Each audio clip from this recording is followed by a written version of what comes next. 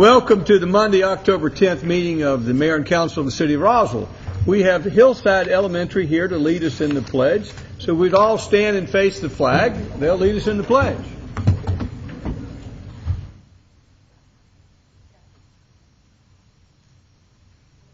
Leads to the flag of the United States of America and to the republic for which it stands, one nation, under God, indivisible, with liberty and justice for all. And ladies and gentlemen from Hillside, if you'll come to the dais and introduce yourselves, I think you've got something else to announce. Microphone up here.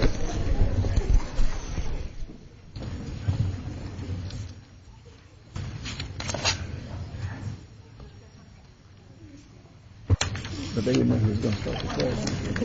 You know, they all kept saying nobody had designated the beginner.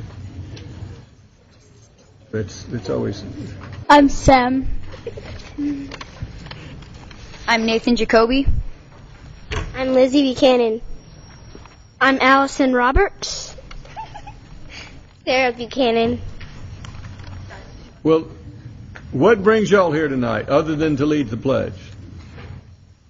We're going to talk about the Science Day Egg Drop. We invite you to come to the Hillside Science Day Egg Drop. Are you smarter than a fifth grader? We'll help you take up this challenge and prove it. Hillside Elementary School's Science Olympiad Days, Friday, November 4th. We invite you to join us, not only to watch, but also to participate in our favorite fifth grade Olympiad activity, the egg drop. We have instructions and supplies here and would love to see you in your experiment on November 4th. Thank you. Thank you for the invitation.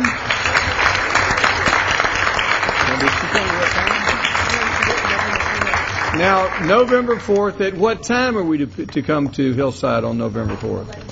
11:30. And is that the mayor and council have been invited? Yes.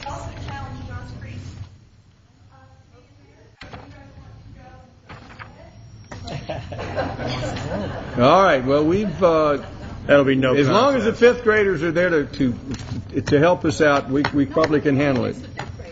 We need their help. We've always had their help before. I'm not sure we want to take this on without the fifth graders. Thank you for coming today. I see we have a Boy Scout in the audience. We always ask them to come forward and introduce themselves and tell us what brings them here tonight. Young man, if you'll come forward to the dais and tell us what troop you're with and what brings you here tonight. I'm Max Roberts of Troop 87. I'm here because my sister Allison Roberts is one of the fifth graders for the egg drop, and I have a troop meeting at 7. Well, Max, thank you for coming tonight.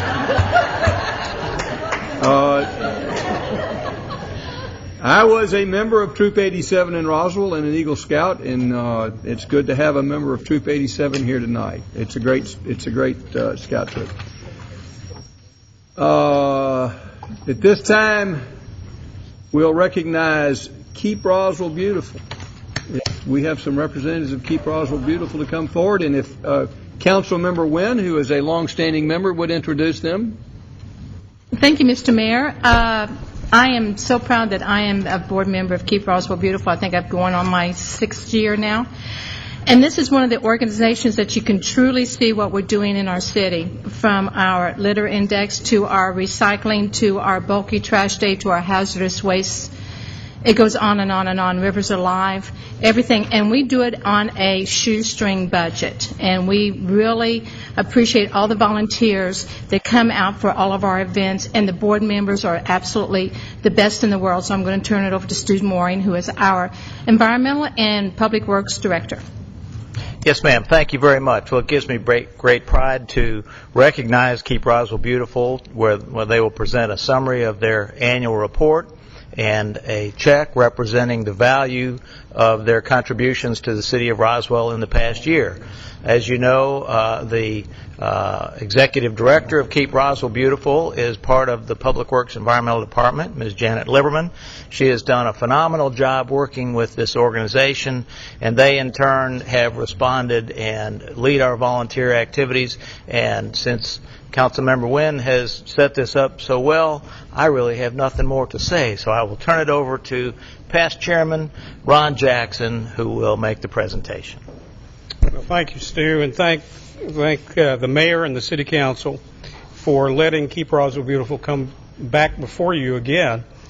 We do this once a year because once a year we submit a report to Keep America Beautiful, and we tell them what we've done, what activities we've been involved in, the number of volunteers that we have, all the activities that we have, and I think each one of you have a summary of that report. For the last 22 years, our organization has been raising the awareness in this community of the importance of the environment. And I want to give you some details, some things that may not be reflected in the report. We have, this past year, had almost 1,000 volunteers. Now, those are the volunteers we can keep track of. They have done almost 4,000 service hours. And I want to suggest to you, and I'm going to tie this together at the end of my comments, I want to suggest to you that's just a fraction of the true value, the true effort that's been involved. These volunteers are important to our city. It's been suggested that when we raise the consciousness and we touch those volunteers in this community, and this is a great volunteer community, but when we touch them and sensitize them to the value of keeping our community clean and being aware of the environment, it has long-lasting results. And these volunteers have done so much in the past year. One of the things they did, and some of you all were involved in this, was Rivers Alive. A couple of weekends ago, we all met down at Riverside Park, and 400 volunteers went out to the rivers, the river banks, and the creeks, and the streams, and the backwaters, and they came back with almost 3,500 pounds of stuff. And I guess I could use more delicate terms, but a lot of it was just stuff. Old cars and whatnots. When you think about our 3,500, that's a ton and a half, I think, and you think that's a lot of stuff. But that's actually a whole lot less than it was the first couple of times we did this. These volunteers were also involved in a litter index. Now, you think a litter index is a pretty mundane thing. You go around, you look in the streets and see what litter's there. And that's what the project is to monitor street litter. But this past summer when we did it, we found out that our streets were in the second best condition they've been since we've been doing this. They came back at 1.17, with one being no litter. And, of course, some areas have no litter, others have a little bit of litter. When you think about the fact there are 55 Adopt-A-Road partners out patrolling, 55 out patrolling these roads, you can understand why the litter index showed a good result. We also facilitate and participate in the bulky trash collection, the sensitive documents shredding. One of the things that I think is going to be a legacy that Keep Roswell Beautiful is going to leave for this city for some time is the Earth Balloon. And it's been in the rotunda. You've seen it. Probably most of you have been in it. It's a portable classroom. It's 22 feet big. It's a giant globe, as you know, that kids can go in and they can have classes. And that'll be a gift, continue to be a gift for the city, for the kids of this city, for a long time, I hope. Now, you think about the things we have done. What are we going to do in the future? As you know, Keep Roswell Beautiful received a grant several years ago, a couple of years ago, from Fulton County government of almost $70,000. We took the bulk of that money and gave it to the Recreation Department and Parks Department to replace the trees in Roswell Area Park that were damaged by the non-tornado that came through. It came through my house and it seemed like a tornado. Some of that money we bought trees with. Some of it we have instituted a new project. It's a cooperative effort between the Parks, Recreation and Parks Department and the Kiwanis Club. And it's going to be a labeling project that will label specimen trees in Roswell Area Park. First time will have been done in Roswell that I'm aware of, and it'll be a pilot program in Roswell Area Park. Label those trees as to their nature and their genus and species and all that stuff. We hope that will be able to be rolled out on Arbor Day, which is next February. We think that's going to be quite a project. The dollar amount on this check is going to be fairly significant. It's almost double what we've done in the past. But again, let me suggest to you that it's really a fraction of the true value of what Keep Roswell Beautiful, and in essence, in a sense, your partnership with us is just a fraction of that value, because by involving large numbers of folks in environmental efforts, we think we have helped to raise the awareness of the community and help them to be sensitive to the fact that we have a beautiful city. As many people have said, it's a great place to live, work, and play, and we need to keep it clean. So these guys here have got a big check, and it's going to be probably more than we've had by a factor of 2 for some time.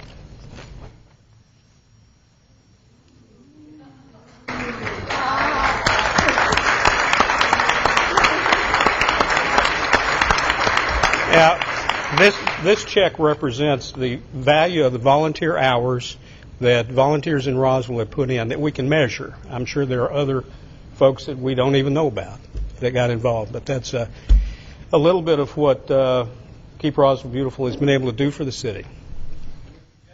Yes, sir. Citizens of Roswell, I want to thank you and the board of directors and all of your volunteers for their efforts. And I agree with you, that's just a fraction of what the time that they put in, but that's the time which you have tracked, which have been organized. I know driving down Jones Road, there's a gentleman I see most mornings with his trash pickup stick in his bag, and I'm sure he's not tracked at all. And he's just one of hundreds of citizens of Roswell who help to keep this city clean. And I am confident that without your help, this would not be the beautiful city it is. So let's have one more hand for Keep Roswell Beautiful. Thank you.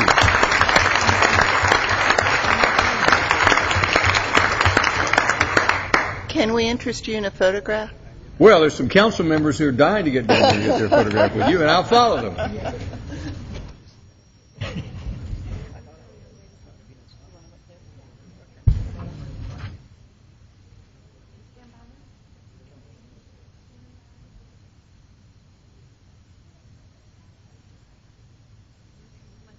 First.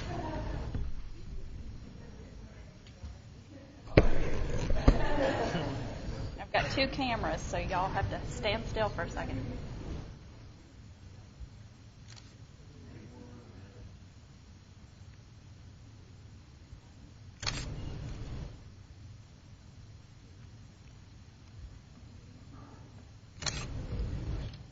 I'm looking for a bigger one next year.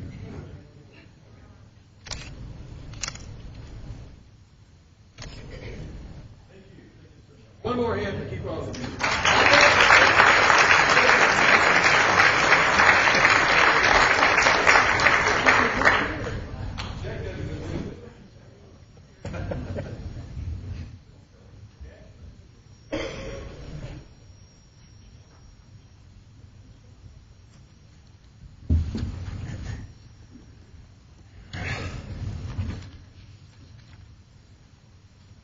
What do we want to do next?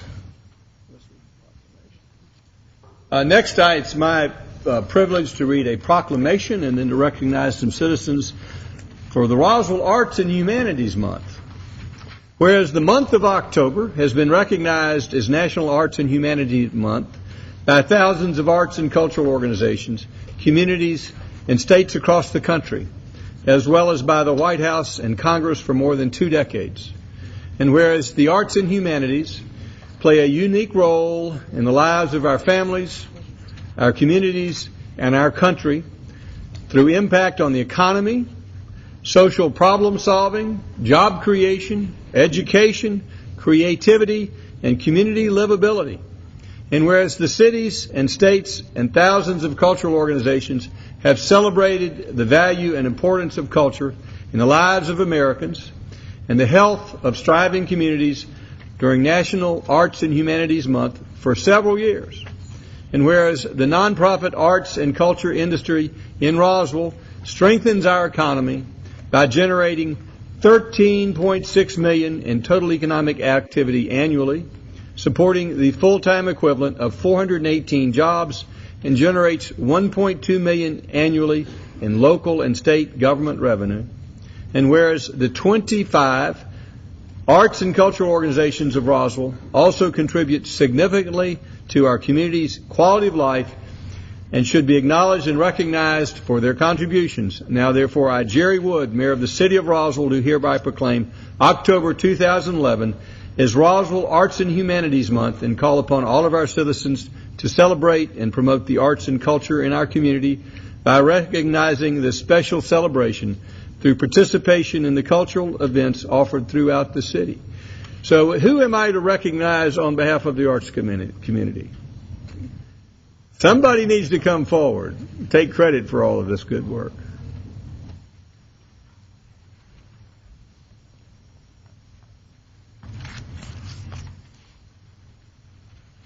Good evening, Mayor and Council. I just want to call your attention to this brochure you have at your seats, and anyone who would like one, they're at the tables where the agendas are. Just for the month of October, we have a partial, and this is not a complete list, of 35 arts and cultural related events going on throughout the city. And of course, some of them have already passed, but we've got some amazing things happening coming up, like the Smith Plantation's 20th anniversary celebration. The Michael O'Neill Singers are presenting the world beloved, A Bluegrass Mass. And if you haven't ever heard Michael O'Neill Singers, they're 80-person choral group, and they're fantastic. He was a protege of Robert Shaw. And then on the 29th, the Art Center West Chili Cook-Off, just to name a few. But I want to introduce one of our newest Cultural Arts Board members. Lee J. Howard, our chair, is out of town, so I want to introduce Lee Walker, and he has a few other things to say. Thank you. Hi. We're proud to take part in this national celebration of the value of arts and culture in everyone's lives and the recognition of their importance as a clean industry which contributes significantly to the economic health of our community. As the mayor said, in 2007, the Cultural Arts Board conducted an economic impact study with the Americans for the Arts and found that there's $13.6 million in economic impact annually from the arts and culture here in Roswell. That figure includes admission costs, 418 full-time equivalent jobs, and an average of $16 per person spent over and above the cost of the event in restaurants and surrounding businesses. Last year, 27 arts and cultural organizations here in Roswell posted just under $4 million in audience attendance and generated almost $6 million in revenue by these participants. We do have several of these organizations represented here tonight. If you're with one of the arts and cultural organizations, please stand up and be recognized.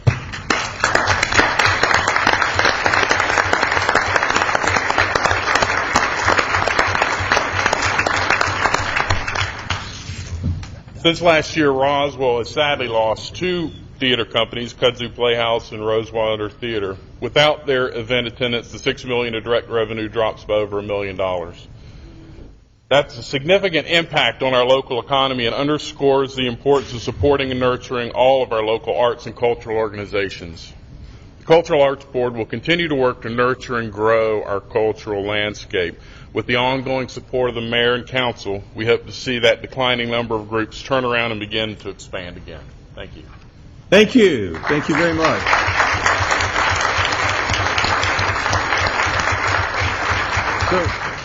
So are we going to announce some of the more of the upcoming events this month? Well, you're there to promote the arts, aren't you?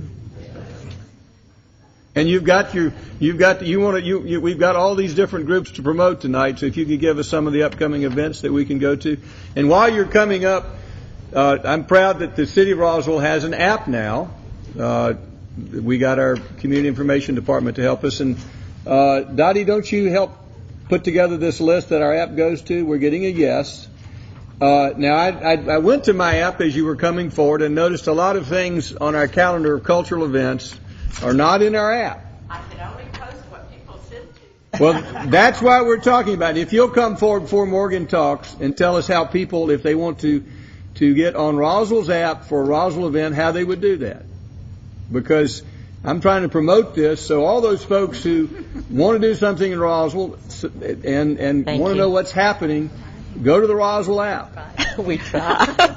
We do try. It's really difficult to coordinate because people think, well, I'm on this calendar, but neither Morgan nor I can visit every calendar and pull things off of it.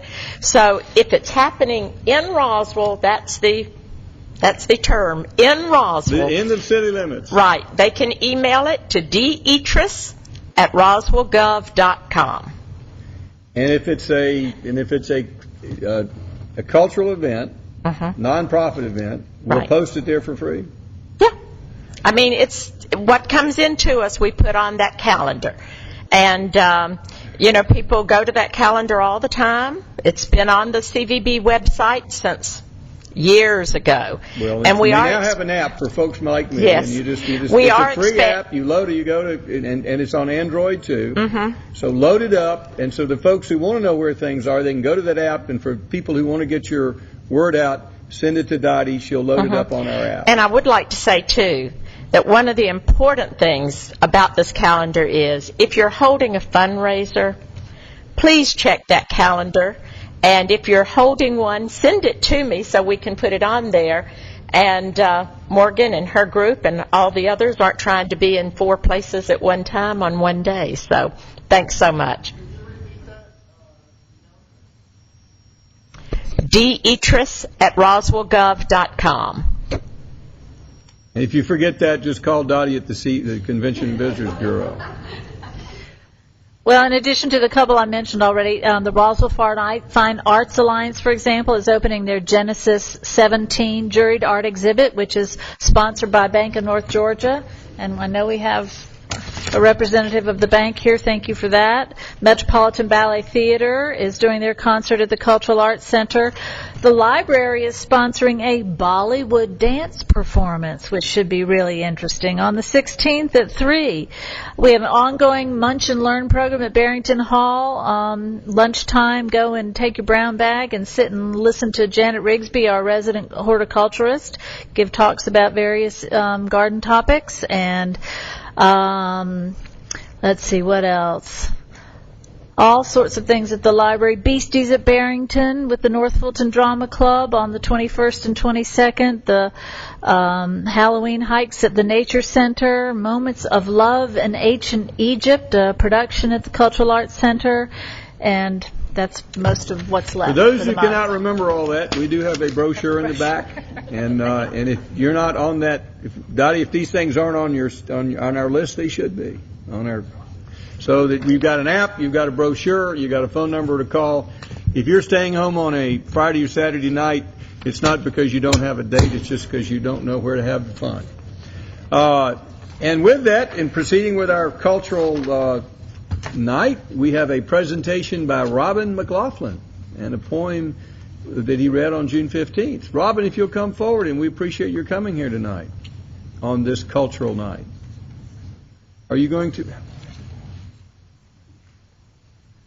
to read the poem for us tonight? I am. All right. The floor is yours. Good evening. My name is Robin McLaughlin, and I'm a Habitat homeowner. Each homeowner has a different story that summarizes what has brought them into a relationship and partnership with Habitat for Humanity. But the poem, My Town, expresses a common feeling felt with each homeowner. My town.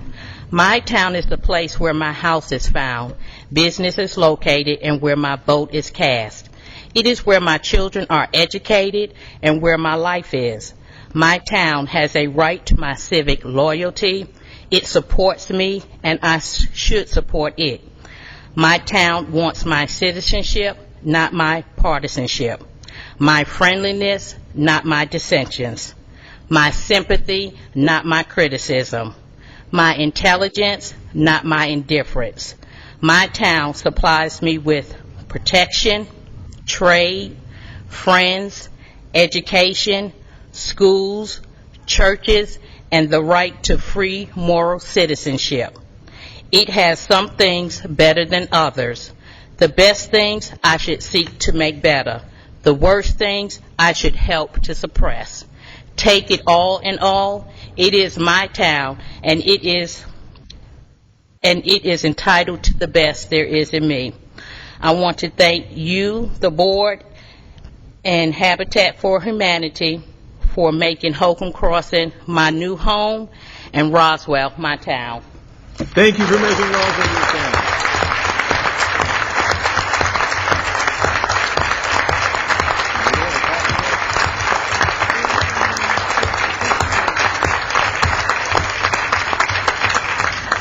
Steve Stroud, you need to get a copy of that for the. That's what you're selling. And Dottie, that's thumbs up. Find it all in Roswell. Thank you, Robin. And next, I want to recognize Alice Wakefield with a recognition for the city of Roswell, which we're all proud of.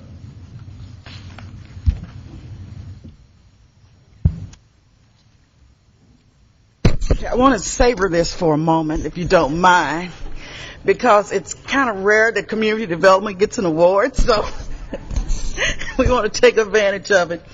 But on September the 30th, the city received an award from the Georgia Planning Association, and it's a chapter award for 2011 Great Places in Georgia.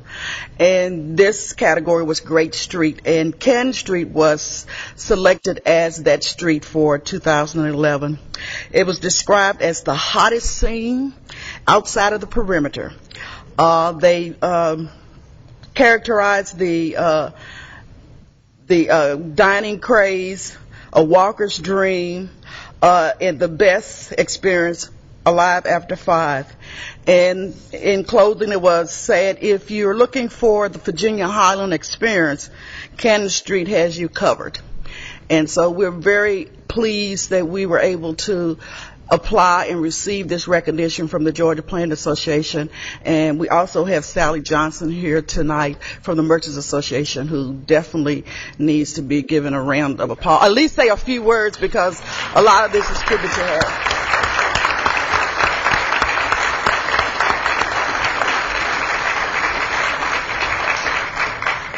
There are a lot of people to thank for this, but Sally and the Merchants Association deserves the biggest thanks, because although Canton Street has been there, I'm not sure when it was put in, but pretty much the entire life of Roswell, and most of the buildings on Canton Street have been there all my life and before that. It was not until the Merchants and with the leadership of Sally Johnson initiated Live After 5 that it really took life on and exploded. And Sally was the leader of that, so let's have a hand for Sally Johnson, the Merchants Association.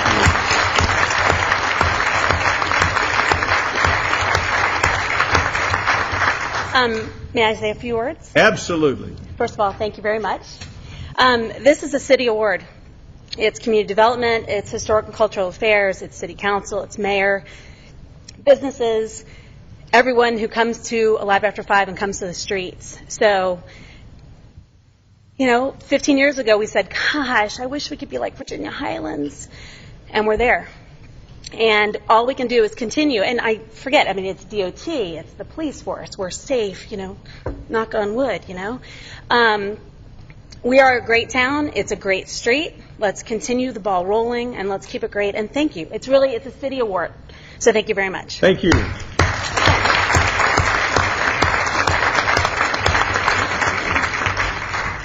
Next, I'd like to bring Stu Mooring forward to introduce a new employee. Thank you, Mr. Mayor. It gives me great pleasure to introduce Mark Wolf. Mark is our new Deputy Director of Environment and Public Works. He comes to us from Kansas City, where he was in the consulting business for over a dozen years. He was a project manager for 3.5 years on a number of environmental projects for Kansas City, and he has the right mix of technical skills and what Kay calls customer delight that I think that you will be as impressed as we have been. Mark has a master's degree in engineering management, and we're lucky that he's here this week.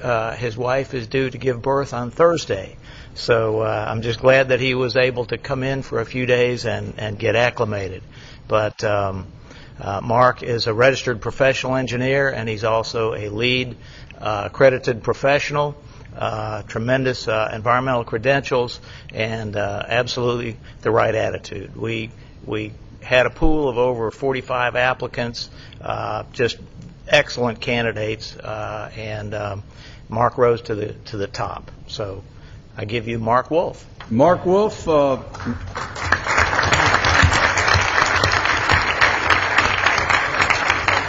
Welcome to Georgia and welcome to Roswell. You've got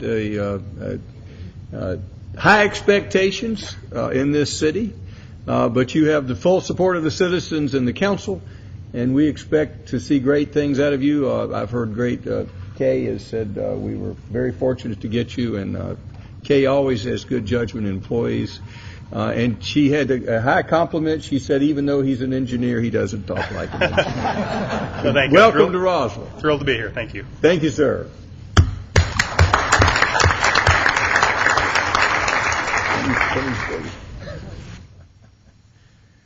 At this time, I'll call upon Administration and Finance Department Liaison, Councilman Jerry Orleans. Thank you. First item on the agenda is approval of a public-private partnership contract between the City of Roswell and Convention and Visitors Bureau for the Roswell Business Alliance Initiative and approval of Budget Amendment 755-09-26-11 in the amount of $175,000 to provide fiscal year 2012 startup funding. And I believe this is going to be presented by Kay Love.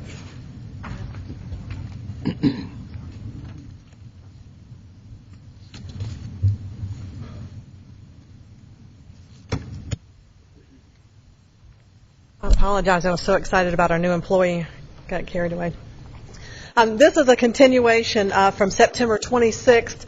This item was presented. The contract revisions were made per the discussion that occurred that night. And basically, this is a program or scope of work between the City of Roswell and the Convention and Visitors Bureau for the Roswell Business Alliance program. And the vision of the public-private partnership between the City of Roswell and the CVB is to provide for an engaged citizenry and staff who leverage and promote Roswell's resources and reputation for excellence to attract and keep businesses that enhance the city.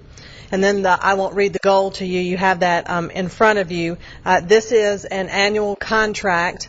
The funding for this will be provided for through hotel motel tax funds. We have fund balance or reserves on hand. The budget amendment tonight is for the initial fiscal year 2012 startup funding. The anticipated start date, should you approve it, is January 1, 2012. This part of the contract will run until June 30th, 2012. Considerations for renewal would be considered in the FY 2013 budget process. Steve Stroud is here from the former life, Convention and Visitors Bureau, to discuss the program or scope of work details. I'm happy to answer any questions related to the administrative side before he comes forward. Again, what tonight we're approving, is it 6 months or it's more? 6 months. It's $175,000 is the budget amendment from January 1. We would, in the next budget cycle, we would consider their request for the for the first full year of funding. Correct, yes, sir. Beginning July 1, 2012. Thank you. Does the council have any questions for Ms. Love? Councilman Orleans. Ms. Love, why don't you stop there, but why don't you go ahead and read the goal? Okay. On that item summary, just the next, I think, long sentence. The goal is working with the resources established through an active board that represents the breadth of city interest, the organization's staff, and members. Emphasis would be devoted to attracting, promoting, marketing, and giving a voice to business in Roswell. Thank you. I just think we need that out in the public and on the record. Thank you. This time we'll hear from Mr. Stroud.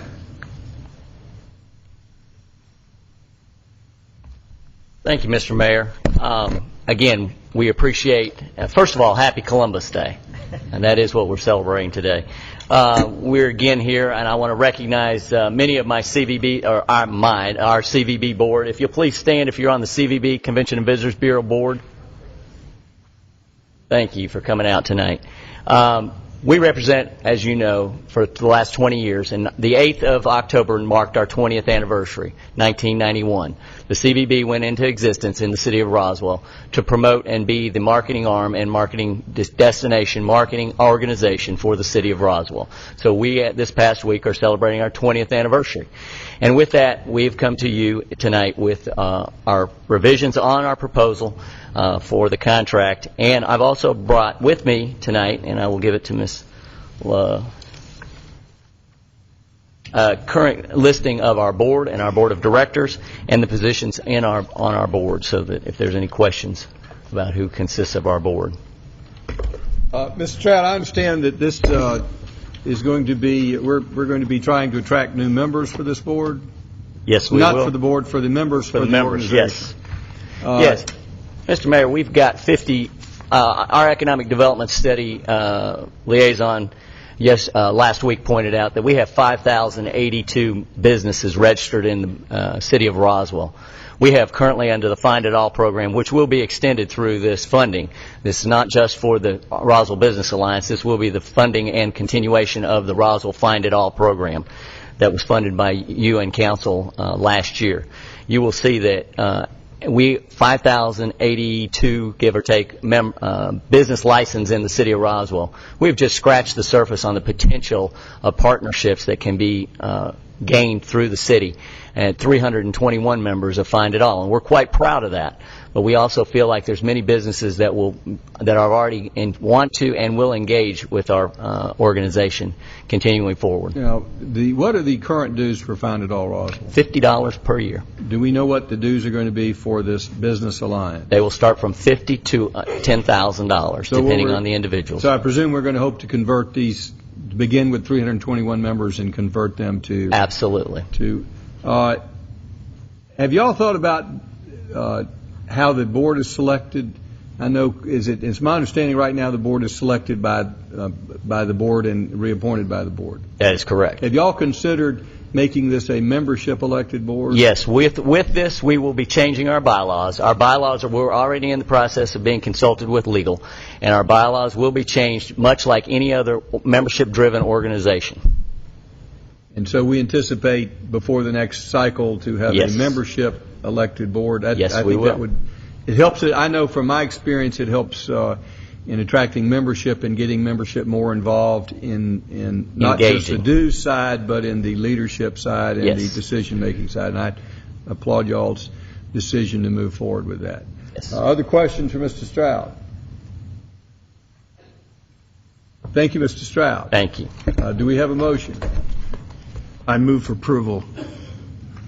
This is moved to approve the budget amendment for the 6 months. As I read earlier, yes. We have a Including motion to including the approve budget amendment. 6 months in the budget, and a second by Councilmember Diamond. Do we have any questions or comments from the audience? Now, has legal reviewed this contract? Yes, sir. And what changes were there to the contract? They're in red in the document in your packet. And if you could give us the gist of what those changes did. Just clarified some of the terms. We made it subject to the annual budgetary review.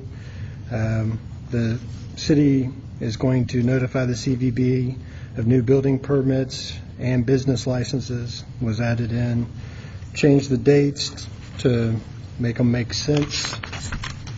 That's a positive thing. And then we changed the expiration of the agreement, made it end on June 30th, 2012, and then put in that it may be renewed annually by agreement of both parties, but the renewal should not require a vote of council, may be authorized by the city administrator unless there is a change in the terms to the agreement. So if there is any changes the council wants to make, it'll come back to council. Let me see if I understand that. The budget needs approval by the council each year, but the contract does not need approval. Correct, just like our other contracts. But the contract, the council can choose not to renew the contract or propose amendments to the contract. Right. The funding mechanism being the budget, that would be what would be driving that renewal. Should you not fund it, there would be no renewal contract. And I presume, Councilman Ordens, and I apologize for missing it, this is a motion to approve the budget amendment and the contract. Yes, sir. The motion was encompassed both approval of the public-private partnership, the contract, and then the budget amendment for $175,000 as well. Great. Any further, again, any other questions from the audience or comments? Any further discussion by council? Councilmember DiPolito. Thank you, Mr. Mayor. I just want to say that I believe we need to do all that we can to strengthen our local economy. And I appreciate the business owners that have taken an interest in this, and Mr. Stroud, with your leadership, pushing this forward. Nancy, with all that you've done on this, I think it's great to move this forward. I think the public partnership's an excellent way for us to help grow our existing businesses and to recruit new businesses. So I am fully in support of this. Any further discussion? Councilmember Price. Yeah, I'd like to applaud the past, present, and future work of the CVB. I think they've done a remarkable job with a small amount of money over the years, with a lot of energy and vitality, and the board as well. And this really does represent a collaborative effort. I've had some concerns about this that I've expressed, possibly leading to the deferral until today, and I think I've got most of these concerns addressed. However, I'm still a little unclear as to the scope, mainly because it's kind of been reported in the papers in some fashions, and it's like, well, no, that's really not what we're doing. So I just hope that it's real clear, what is the plan to do and how it'll be done. And of course, the amount of money is significant. In 4.5 years, it'll be $1.114 million. That's a lot of money out of the public till to go into an entity that, we would then somewhat lose control over. Granted, we will get reports back, but it's of obviously great concern to make sure that we're getting it right. And clearly, we'll have the opportunities as we go along to hold them accountable, assess, the progress that has been made. I've got a few concerns about, like, the dates of the renewal versus, like as Ms. Love just said, the contract itself is not in the purview of council once it's approved, that the only recourse we have at that point is modifying any monies that are expended. Is that correct? No, ma'am, you may amend the contract on any Monday night. Is it fair to say if the council wishes to cancel this contract, Ms. Davidson, how much notice would we have to give? It's a yearly contract, so once you've budgeted the money will be So it would be done. So it would be we don't have to renew it, but Right. it's not canceled. It's right. It would be you could terminate the contract any year that you decide to. I guess I'm concerned about item number 4, which says may be renewed annually by agreement of both parties. Annual renewal shall not require a vote of council and may be authorized by the city administrator unless there's a change in the terms of the agreement contained therein. Clearly it can't be renewed unless there's a budget put forth as well. Correct. So which happens first? When would the contract be renewed and when would the budget come in? And are they going to be in the same sync? They would be.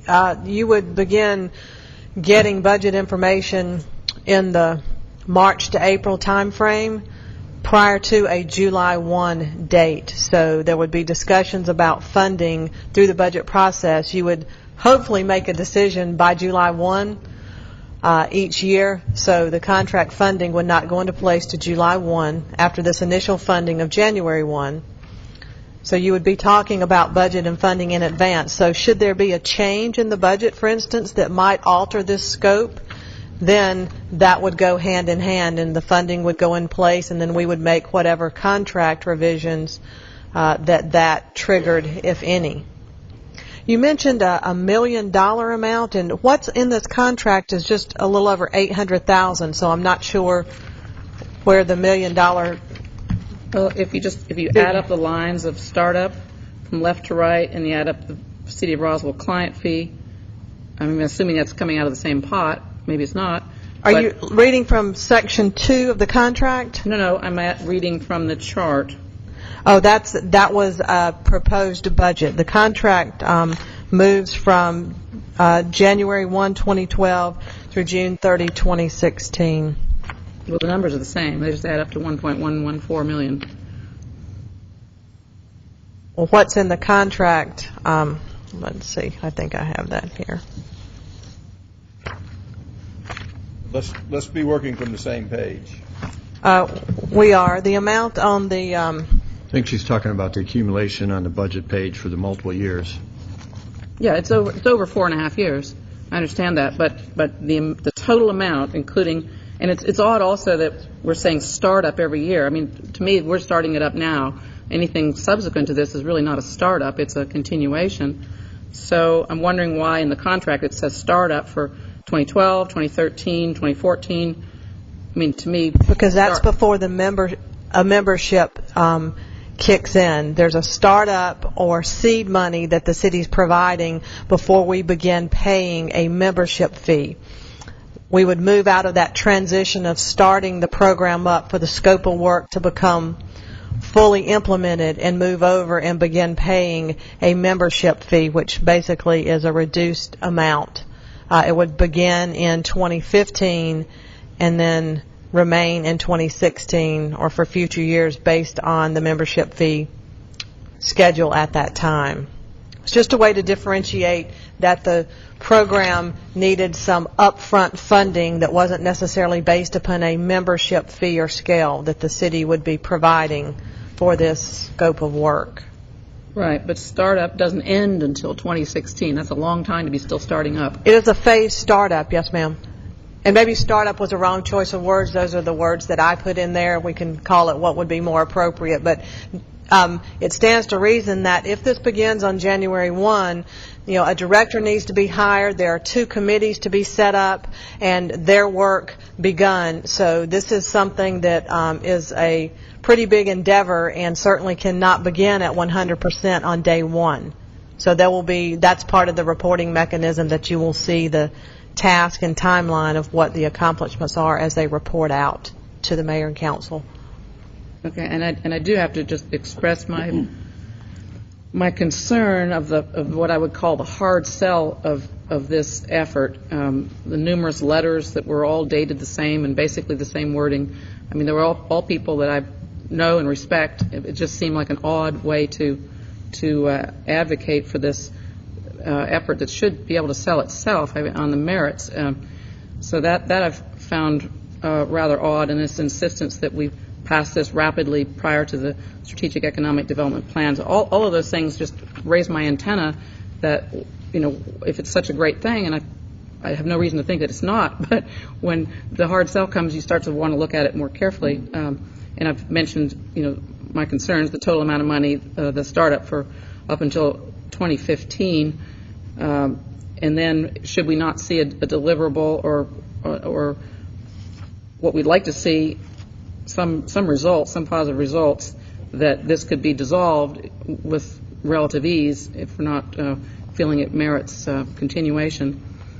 And then I was curious also about is the bid process within CVB's own bylaws, bid process for any entities that they Mr. Stroud, could you? Councilman Price, let me address the letters because they were all dated August 17th before the initial work session, which you were absent for, and I apologize, you did have the flu. But that was from Representative Tom Campbell, Judge Tom Campbell, Chick-fil-A owner Jim Waddell, Scroggins and Company, Jeff Scroggins, as you know, many people, Slopes Barbecue, Don Howard, Bank of North Georgia, Randall Paulson Architects. The reason of the purpose of those letters were to give support to, and these are board members that were supporting our cause and why we were even coming to you in the work session. Just want to clarify that. As far as bid process, yes, there would be a bid process for all items going out, just like we do with the city stuff currently. Thank you. I have one question I think I asked last week, and I didn't see it in the materials here today, but normally, or what was the anticipated use of those reserves, which have fluctuated over the years but are a significant amount at this point? There was no specific plan for the reserves. The reserves were in the fund and could be appropriated for anything that's allowed under the law that allows us to levy the hotel motel tax, lodging tax.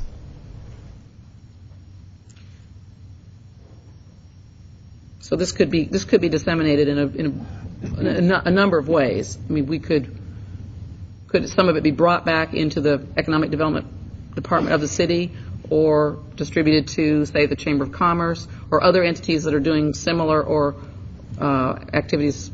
Those are possibilities for certain parts. There is a restricted dollar amount and an unrestricted dollar amount within the total hotel motel tax fund, and you are correct, they could be appropriated to a variety of organizations, entities. Thank you. Councilmember Orleans. I just wanted to thank the board of the CVB, that business people that have come forward and been working on this for a while and have been working on our CVB for a long time. I think it's very positive. One of the main items in the contract says promote economic development. That's what the board will be doing. That's what we're going to be looking for in the future. I know the Find It All Roswell has some dealings in keeping current business involved, but one of the key elements I think is going to be promoting economic development and redevelopment for the city of Roswell. So I think this is a good partnership moving forward. Those are the responsibilities we're looking for. It'll come up at every budget time, as the CVB has dealt with in the past. So I just want to thank for all your involvement and everybody that came out tonight to show support. Councilmember Diamond. I'd like to point out, we just talked about how the CVB has done amazing things with very little money, and even at the highest point of this startup, it will be more than $100,000 less than any 1 year we give the CVB for their general operations for tourism. So, for money that's in a reserve place for business and use for the city, promoting the city, I cannot imagine a better use for it than those people who have invested their lives and their professions in promoting their business in this city. I just, why it's a hard sell, I think it's fascinating that it even needs to be a sell. It just seems like a no-brainer to me. So I am obviously behind this because I've been very involved from the start, and I think we have tried to come across every eventuality. But at some point we have to take a leap of faith. Sometime we have to do something. Councilmember Wynn. Thank you, Mr. Mayor. I wholeheartedly support everything that the Councilmember Diamond said, but I also want to add a little thing that I think the reason I will support this is it's a private sector. It's private. It's going to be membership driven, and this Roswell Business Alliance will be able to go out and, I think I heard the term one time from Mr. Stroud, wine and dine the people. We can't do that as a city. We shouldn't do it as a city. We need you to sell our city. And that's how come I'm wholeheartedly supportive. Y'all been here for 30 years doing a great job. And I think this is just a fantastic step forward to really do a true redevelopment and development of our cities, retaining our existing businesses, bringing in new businesses, bringing in new residents that just want to live in Roswell.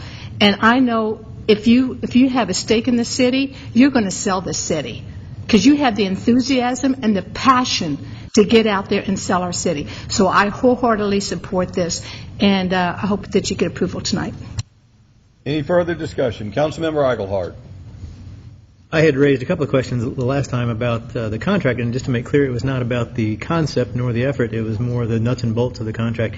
And after some extensive discussions with Mr. Davidson, and I think we had some adaptations here, we now have mechanisms, and we pretty much did before, but that I think are clear now, but to review and adapt things as we need. And my concern was more that to make sure we're all on the same page throughout this, and we have ways to adapt that as we do. And I think we've done that. So I agree that it's critical that we get ahead of the things that are happening. We all know about the national economy and certainly things here, but we need to do what we can to turn things around here and get ahead of things here and make things happen. And I think this would be a great first step. So obviously, I support that. Any further discussion? All in favor of the motion, raise their hands. Passes unanimously. Thank you, gentlemen, and we look forward to great things out of the Roswell Business Alliance. This time I'll call upon liaison to the Community Development Department. Oh, let's vote on the consent agenda. Do we have a motion to approve the consent agenda? Motion to approve. A motion by Councilmember Wynn. Is there a second? Second. Second by Councilmember Orleans. Does anyone have any questions regarding the consent agenda? All in favor of the motion, raise their hands. Passes unanimously. Councilmember Price, back to you. The first item under community development is RZ 11-09, CV 11-02, which is 360 and 370 Rucker Road, Ashton, Atlanta Residential LLC, land lot 1240. This was deferred from the meeting on September 12th and will be presented this evening by Brad Townsend, Planning and Zoning Director. Thank you very much. This is a proposed application for a single-family subdivision. Requires a rezoning from the existing designation of Fulton County Annexed Single-Family Homes to R3A Residential. The applicant is also requesting a concurrent variance to the required minimum lot width. The lot width required in the R3A district is 80 feet. The applicant is requesting a 60-foot reduction. The subject property is approximately 8.5 acres. As you can see that they are requesting a concurrent variance from 80 to 60 foot for the minimum lot width. It is a two parcels with two single-family homes in this location. It is north of Rucker, east of House Road. This is the current FCA designation for this location. As you can see, to the north as well as to the west of the subject property are existing single-family residences. There is an existing church to the east and single-family residences to the south across Rucker Road. The applicant submitted an initial site plan in June that identified a public access from the Crabapple Registry. That application for the submittal included a cul-de-sac and a future connection to the church to the east. After the neighborhood meeting as well as the Planning Commission meeting, the applicant revised the application to include a single access to Rucker Road, which did not include connection to the Crabapple Registry to the west, as well as 28 single-family lots. There are two proposed detention areas, one to the south and one to the north. The topography of the property is it kind of crowns in the middle and flows to the north and to the south. The recommendation from the Planning Commission was to rezone the property and to approve the concurrent variances. There were 7 conditions at the time that were recommended at the Planning Commission. Those included connecting to the subdivision to the west. It also included providing a 50-foot right-of-way for that connection, as well as turn lanes on Rucker Road. There has been a subsequent meeting with the applicant as well as Dr. Price as representatives, and the conditions that are before you this evening were included in your package. We have struck through and made red the recommended changes that the applicant is concurring with. As you can see, they have drastically changed condition number 3, dealing with the turn lanes. The applicant would request that we take an amount in the sum of $50,000 to put towards the future improvement of that location of the roadway. They have also remove condition number 7, dealing with providing the access to the property.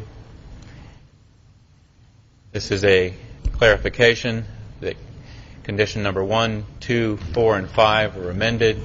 Condition number 3 is being replaced, and condition number 7 is being removed. If you have any further questions from staff at this time, I'm prepared to answer any questions. I got confused in the last one. So you gave me numbers. So the red line, that's what the applicant is requesting. That's what they have brought to us. Yes. And what is staff recommending? Staff is okay with these recommendations, but understand what these recommendations include. They have no connectivity to the subject property to Now, the we west. have talked about a pedestrian connectivity. Is that now out? There is no connectivity and No identified pedestrian connectivity of any kind. that the applicant is requesting, correct. And the city's not asking for pedestrian connectivity. I'll let Transportation Department just deal with that, discuss that issue. Okay. And there had been some discussion about a shared detention pond.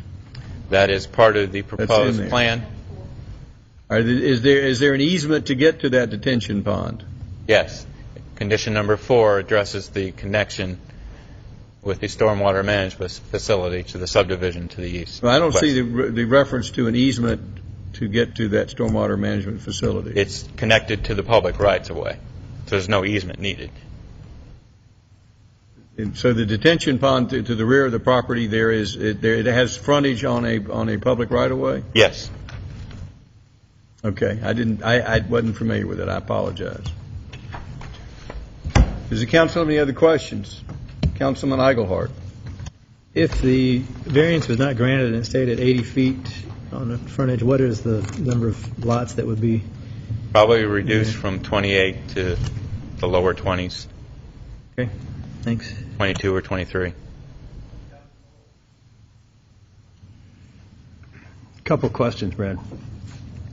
The minimum lot width in R3A is 80 feet, and they've requested a reduction to 60 feet. Yes. Can you speak to why they need a reduction and what's staff's viewpoint on that? If you look at the surrounding homes that are in construction, understanding that they were approved as part of Fulton County at the time and then annexed into the city, have a 60-foot width. So right, it is they were in Fulton County, and that was Fulton County's minimum, correct? correct. So I guess I'm still asking why they're not meeting City of Roswell minimum since they're in the City of Roswell. Because they're asking for a variance from that requirement. And what's staff's viewpoint on that? To make it consistent with the surrounding areas, we feel it would be appropriate. Do you think that's appropriate and better? Yes. Also, the request was a 40-foot landscaping strip, and they're requesting that to be reduced to 20. Yes. Can you Our comment current to that code as well? wouldn't require a landscaping strip along Rucker Road. I'm sorry? Our current code does not require a landscaping strip along Rucker Road. At the beginning of this process, we were asking it to be consistent with that of Crabapple Registries. In determining how many lots that would remove, staff felt it would be appropriate to be minimum of 20 feet.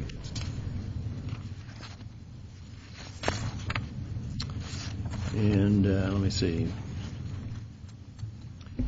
If the revised plot is approved without the street connection between the two, is there any access or has there been any discussion between the two of them for a walking path so that children in the new subdivision can also use that green space, since basically the city's kind of giving it up for green space? There has not been, no. So there's no way for them to be able to... There's a current fence. Crabapple Registry has a fence along its property line.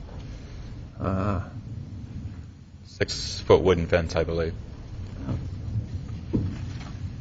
Okay, thank you. I think that's all the questions I have right now. Councilmember Price.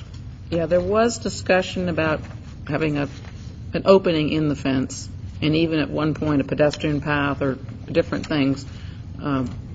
Clearly, the existing neighborhood is not interested in that particularly, but it did not sound that they were averse to a opening in the fence that wouldn't be normally traversable, but could be openable if needed, especially since there's going to be some necessity for both subdivisions to access the detention pond. I don't know if number 4 adequately addresses that. For instance, if I know it's scratched out here where it says as approved by Public Works Environmental Department, so why do they not have any say in that? Or why was it determined to scratch that?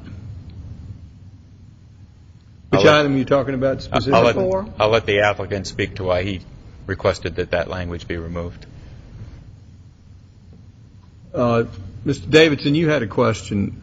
I'm sorry, just to clarify, Jerry, so you're saying this is not coming from staff to remove that. That's coming from the applicant? The applicant, yes. Okay, thank you. Davidson, you had a point you wanted to raise. I think there's an issue. We require detention on a single lot of record. This would be a pond that's already in existence and be an expansion of that pond. And without an agreement between the two parties, the two homeowners associations, I think we might have an issue with the detention pond area being on both properties. So if both parties agreed, we wouldn't have an issue with it. That'd be correct. Other questions? Councilmember DiPolito. Thank you, Mr. Mayor. That actually goes to the question I had about the ability to require this stormwater facility. So, Mr. Davidson, is there a way to amend that condition to make it read in a way that we can encourage both parties to work together for this facility, but provide a little bit of latitude?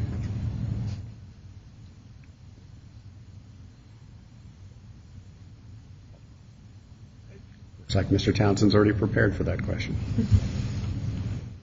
This is actually from the applicant. I think Jackie has copies that she can pass out to you.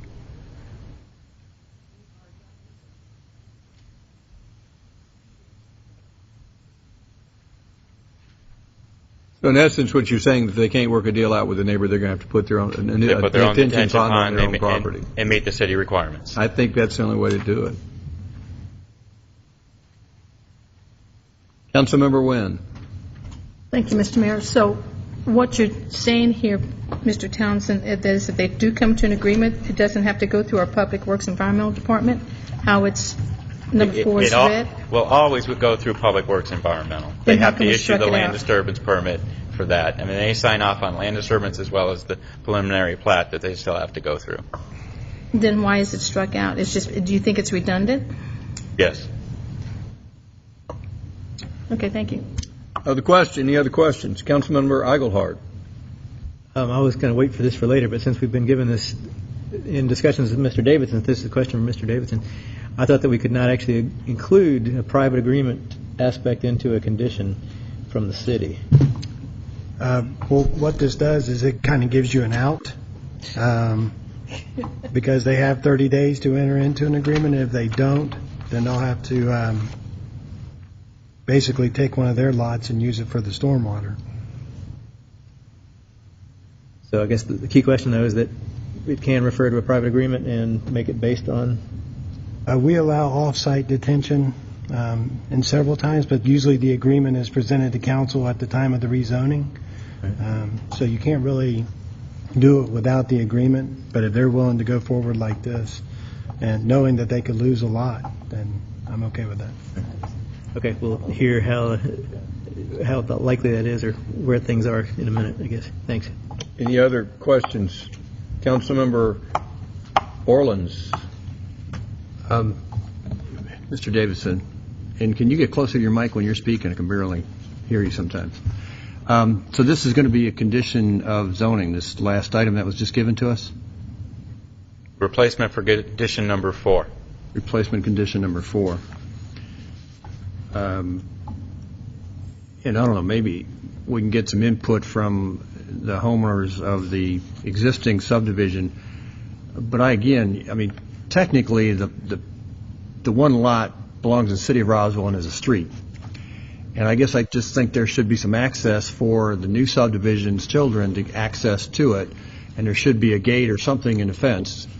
With the idea that we're giving it up, I just think it should be quote unquote fair. And I always tell my children I hate to use that word fair because life's not fair, but it just in trying to meet their needs and make that available to them. As they've said many times, there's not a lot of places for kids to play there.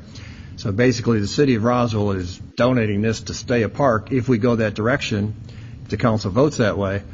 So I would just think that there should be some kind of access. So maybe the homeowners president, if he's here tonight from Crab Apple Registry, can comment to that. Thank you. Okay. Other questions? I'd like to hear from transportation because this involves some of the some transportation issues. And get transportation's response to these change in conditions, and also to the whether or not we, giving up this. There was initially going to be a street connection, or potentially, and then there was discussion of pedestrian connection, and now there's no connection at all discussed. So get your thoughts on all those. Thank you, Mr. Mayor. The Transportation Department supports connectivity. And we believe that the Crabapple Registry stub is city property and was intended to connect to a future parcel. When we discussed that in detail, the issue of the stormwater detention came up, and in the course of the conversation, it appeared that whereas Crabapple Registry was in support of sharing their detention for land use to act as somewhat of a regional detention so that both properties could share in one area, it was clear that Crabapple Registry was going to withdraw their support for that if we continued to push the issue of the interparcel connection. And so in discussions with staff, Dr. Price was there, the applicant was there, and it just seemed like we couldn't come to an agreement where both parties felt like it was a win, and so it seemed like that the stormwater issue sort of trumped the interparcel connectivity issue. So we still would like to see it. You're not supporting connectivity. You just believe that it's not available, and if the neighboring subdivision is not going to assist in they did not regional attention if we insist upon this regional this pedestrian connectivity. That's correct. There was not it didn't seem like there was a big appetite on the part of Crabapple Registry to make this connection. Certainly we could pursue that issue, but when the stormwater issue was layered on top of the connection issue, it got complicated, and so we felt like it was better to work a land use and environmental connection. There may be an opportunity later on, Mayor, to further make this connection, but it doesn't appear right now that we could see that we found a good win-win compromise. Thank you, sir. Councilmember, and are you comfortable with the proposal for this turn lane? Yes, sir. I feel very strongly about the left turn lane. Well, no, the proposal that they set aside money instead of this. That is fair, Mr. Mayor. Yes, sir. You're supporting the change in conditions. Yes, sir. Thank you, sir. Councilmember Aguilar. As long as Mr. Asenbrack is up there, he and I talked about this earlier today, and I don't know if you can give a short version of why you support this versus having the actual work done of the turn lane specifically. The left turn lane what we talked about, but to have everybody hear part of that discussion so they can understand. I brought some graphics if you'd like to go over that, but essentially the issue is that Rucker Road, and I can talk about it a little bit here from this graphic, but this would be Rucker Road, and this the subdivision was oriented north-south, so their line, their main street goes basically north and south. So the issue here is that we believe that Rucker Road, being currently a two-lane road with an ADT north of 15,000 cars a day, warrants under our criteria to have a left turn lane. The issue was that it was quite expensive for the applicant to build the entire process, and it was beginning to teeter on whether it was financially viable for them to do that. When we looked at the area again, I have a graphic, but I can just explain to you that it's essentially a rural section, which means there's no curb and gutter to the south side of Rucker Road, and it is not terribly difficult to build a little bypass lane in there to get the cars out of the through movement and allow them to be safely off to the side as opposed to holding traffic up. So when we look at at that particular situation and the low number of cars that are turning left, we felt like $50,000 was a fair trade-off for providing that as opposed to having them build the full lane. Okay, thanks, because just for everyone else's benefit, that I had major concerns about that because of the blockage that could occur, but Steve, I think, convinced me that it could actually be done to make this work for that amount, or somewhere near there, hopefully.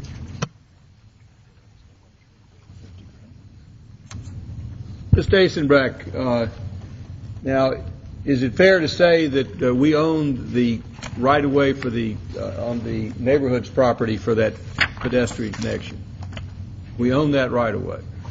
Talking about this little Yes, area sir. right here? Yes, sir. That's and correct. it is not essential to have the neighborhood's consent to keep that open for a pedestrian connection. That's correct. And if we approve this site plan, it will, in essence, just about block that street, block the potential of making that pedestrian connection because we're putting a lot adjacent to that. Yes, sir, that's correct. So it's not a matter of trying to work something out in the future. It looks like we lose that opportunity. If there are no adjustments to this current site plan, that's correct. Thank you, sir. Councilmember DiPolito. Thank you. I just wanted to follow up on that. It looks like from this graphic that there is room north of Lot 12 in some area that is, I guess it's just common area, that if we did a small pedestrian path, about a 5-foot path on the north portion of the right-of-way adjacent to, there you go, adjacent to the detention area, it wouldn't impact that green space in the subdivision, but would provide that connectivity. We could do a gravel path like we have at Roswell Area Park, something that's pervious, and we can maneuver around specimen trees and just make it fairly That's correct. simple. That was another point, that there were some specimen trees, some rather large trees there that would have been impacted if we had held to the 50-foot right-of-way section. Have you walked that? Do you think it's possible to put in a path like that? Yes, sir. That we could avoid having to eliminate trees? I believe there is. Yes, sir. Okay. Thank you. Now, our standard multi-use path is 10 feet to 12 feet. At least 8 feet, yes, sir. But we strive for a 10 to 12 foot. Thank you, sir. Other questions for staff? Councilmember Price. I don't know if Steve's the right one for this question. It might be Stu. Is Stu here? Yeah. Regarding the detention ponds, if no agreement is reached, is there any plus minus in having 2 detention ponds from the city's point of view? 2 at the rear, not counting the one at Yes, ma'am. Rucker. Yes, I understand the question. In almost every situation, we will favor regional detention. That is, fewer detention ponds. It's better to have one pond to maintain, one pond that has a discharge, and so on. But obviously, that would depend on some joint maintenance agreement that would have to be approved prior to the subdivision. But right offhand, I can't imagine a circumstance that we wouldn't recommend regional detention, i.e. one pond. Thank you. Because I'm not inclined to leave this up to a potential agreement for us to give up the connectivity rights since we've determined that we own that property. So I would like to see a clear agreement before we give up the rights to that property. Is that unreasonable? I mean, I'm not asking Stu. Well, I didn't think so. Thank you.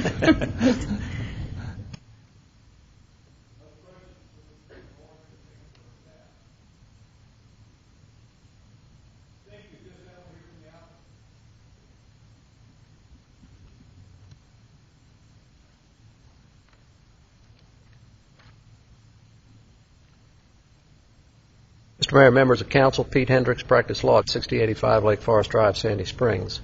I think y'all are aware that Ashton Woods is one of your Roswell corporate citizens, and so we appreciate very much all the effort that has gone in trying to get these issues worked through, and I believe that we're at a point with perhaps some refinement this evening of being able to conclude something that everybody can live with.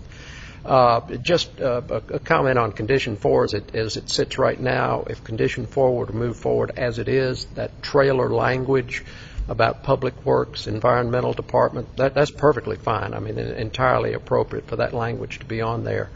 I put together at the sort of 11th and a half hour before coming over here a Condition 4 just to direct itself at the situation of what would happen if Crabapple Registry and this applicant were not able to get together to define how they would take care of combining on the detention facility, and clearly acknowledging that at that point that Ashton Woods would have to be subject to all the rules and regulations that you all have under your Public Works Environmental Department as a standalone development, as they would if that continuity of that detention facility next door weren't there. But if it should be determined that a modest level of sort of meandering pedestrian way along that lot that Mr. Townsend sort of inked out in blue is something out of which there's a lot of sense to be made. We can work with that. Where the pushback and rub came from was with the thought and idea of vehicular stuff coming through, and that just really was soundly objectionable to both sides of the equation on that. Please turn on your microphone. Again, I don't think the city's asking for a vehicular connection now. We have a public right-of-way, which this city has said it's a purpose to have connectivity, pedestrian and bicycle connectivity. I think no one's insisting upon a motor vehicle connectivity. And initially the dialogue had started out there, and peeling back to the level of what the discussion is now, if they need to lend themselves to accommodating that, I think that can certainly be worked through. Well, we certainly have to work through it before we pass the zoning, because I'm not comfortable in leaving these questions unresolved. I know connectivity is important to me. I believe in regional detention ponds, but what I hear is there's may or may not have a regional detention pond in essence for giving up a what was designed as a connection between this property and the adjacent property. And I don't want to give up a clear connection for a possible regional detention pond, and I don't want to give up either one. But I will tell you, I for one am going to insist upon some plan for connectivity, and not just a 5 feet. That's if you're putting in a sidewalk, you're going to have an easement wider than that just to put it in, even if it's 5 feet. And if it's a multi-purpose trail, it's 10 to 12 feet. And if it's, as this neighborhood, when they argued we wanted to keep this open and not make it vehicular, they said it's a green space, and it doesn't work as well as a green space the way it's drawn out right now. So the way that lot is currently laid out on this development, it is not lining up with that access on the other side. It should line up and not be just 5 feet of connection between the two. So we need to come up with a resolution of this if we're going to move forward. And that's fine. We can't speak to the Crabapple Registry part of the equation, but Mike Busher is here, and he'll be glad to give definition to by lot number and specificity where an easement through a revised plat would have to run. Well, I think the council, has suggested some ideas, and I don't know where the majority of this council is. I just know that from my standpoint, I've got a clear right-of-way on one side, and normally if I'm extending right-of-ways, I extend it the same width and line up. I don't set them aside so one line up almost misses the other one, and I only got a small touching and not a wide enough touching to even meet our minimum standards. So there's a lot of things to work out here, gentlemen, And I know everybody wants to move forward on this project, and we can try to work it out tonight, but I'm not optimistic. With all the little this, you have done an excellent job of working out every other detail. The biggest obstacle was this turn lane, and I think we've got to compromise on that. But we need to come up with a solution for this connectivity tonight, and work out something with the other neighborhood, or not work out something with the other neighborhood, but to leave things unresolved and we don't know where we're going with this thing, it doesn't leave me comfortable. Well, yeah, if I may, my name is Mike Busher. I work with Ashton Woods Homes, and our office is at 1455 Old Alabama in Roswell, Georgia. The reason why we were silent on the issue of pedestrian access was not because it was an oversight, but what has evolved in the course of discussions over 90 days was really competing interests through and through, and how to manage them. We started with a site plan that contemplated using that right-of-way and connecting, but that was an outgrowth of a conversation we had with your staff, which was to say, how do you envision this property connecting to, or this land connecting into Crabapple Registry? And there was a pretty clear direction: use the proposed right-of-way to connect. So that's how site plan number 1, or A, evolved. But soon thereafter, I held a meeting with Crabapple Registry and the HOA, and it was pretty clear that was not going to be supported. And there was various reasons why, but in any event, just as you would to be good neighbors, we took that advice and said, okay, let's look at some alternatives. And through that came the plan that's before you tonight. There was never really a direct quid pro quo that if you don't connect, we'll share detention, but there certainly was the intent that work with us, and we'll certainly work towards something that may be important to you. And all along, what we've tried to do is say, okay, if in the promotion of connectivity, a shared detention facility helps, albeit not in the way that transportation may have initially envisioned, then we'll certainly endeavor to do that.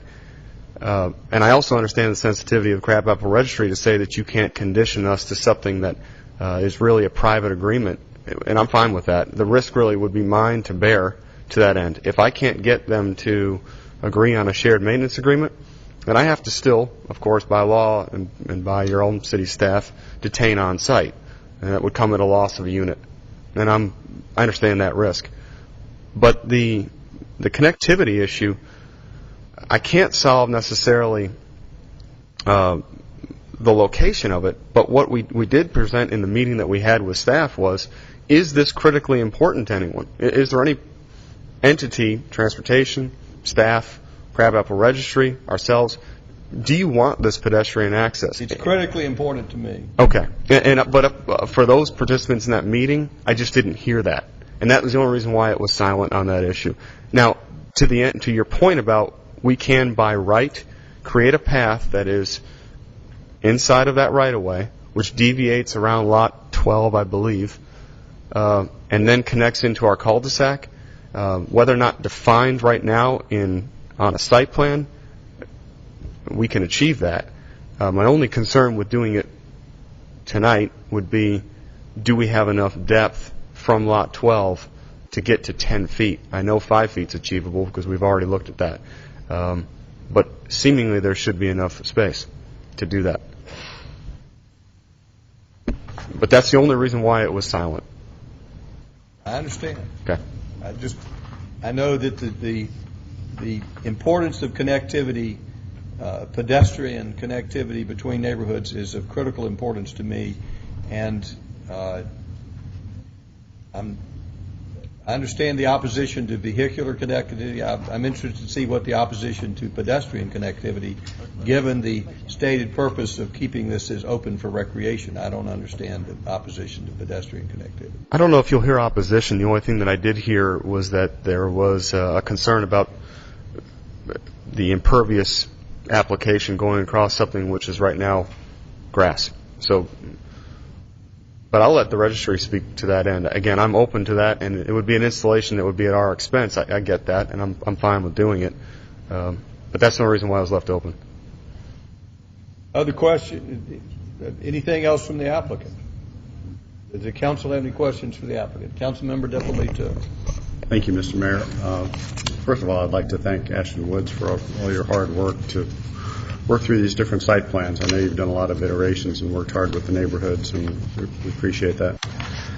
One thought, and I don't know if this is a question or a comment, it may actually be more directed toward Crabapple Registry. When we're talking about this minimum 8-foot multi-use path, it would appear that if we don't have enough room to squeeze it in between our existing right-of-way and Lot 12, that to the north of that is actually the detention pond, and I don't know when that goes from being flat to dropping off, but maybe there's an opportunity even to push it a little bit north on the Crabapple Registry side, preserve more of their flat green space that makes a nice pocket park for them, and really kind of push that up a little to the north. And maybe that can be done as part of this agreement or configuration of this detention facility, and that'll gain that additional width you may need to get the path in. I think that's a win-win for everybody. It creates additional green space for Crabapple Registry. It enables you to work through this agreement for the detention facility. It provides some latitude and to move this path around to get it over to your subdivision. So just a thought. Mr. DiPolito, I agree with you entirely. There's a lot of opportunity if these communities will work together, perhaps to move this pedestrian further north into what is the detention pond area. But tonight, it's hard to get a neighborhood to vote on a resolution to make a commitment for their real estate without a board meeting, without more definition. So I think you're going in the right direction. I just question whether we can put it all together tonight without having the board of Crabapple Registry vote and take a position and reach an agreement. But I agree with you entirely, if they can reach an agreement. Councilman Eichelhart. Well, along those lines, because I think we've had some discussion about whether there was a deferral option, that apparently we can, at least one more time. But along those exact same lines, having gone out there, that there is space. Of course, the detention pond is a big ditch. That it could actually be adapted somewhat to make more space there where that fence currently is. I think all of us have been there at one point. You could fill some of that in, make that more open space, and have that ditch redesigned somehow it works best to give more space to work. And so just basically to concur with what he's saying, but if we had that time to work that out, that hopefully somebody can design that to where it could work the best for you all. If we've heard from the applicant, I'd like to hear from Crabapple Registry, because we've been doing a lot of discussion about their property and their position and haven't heard from them, and I think it's appropriate to hear from them.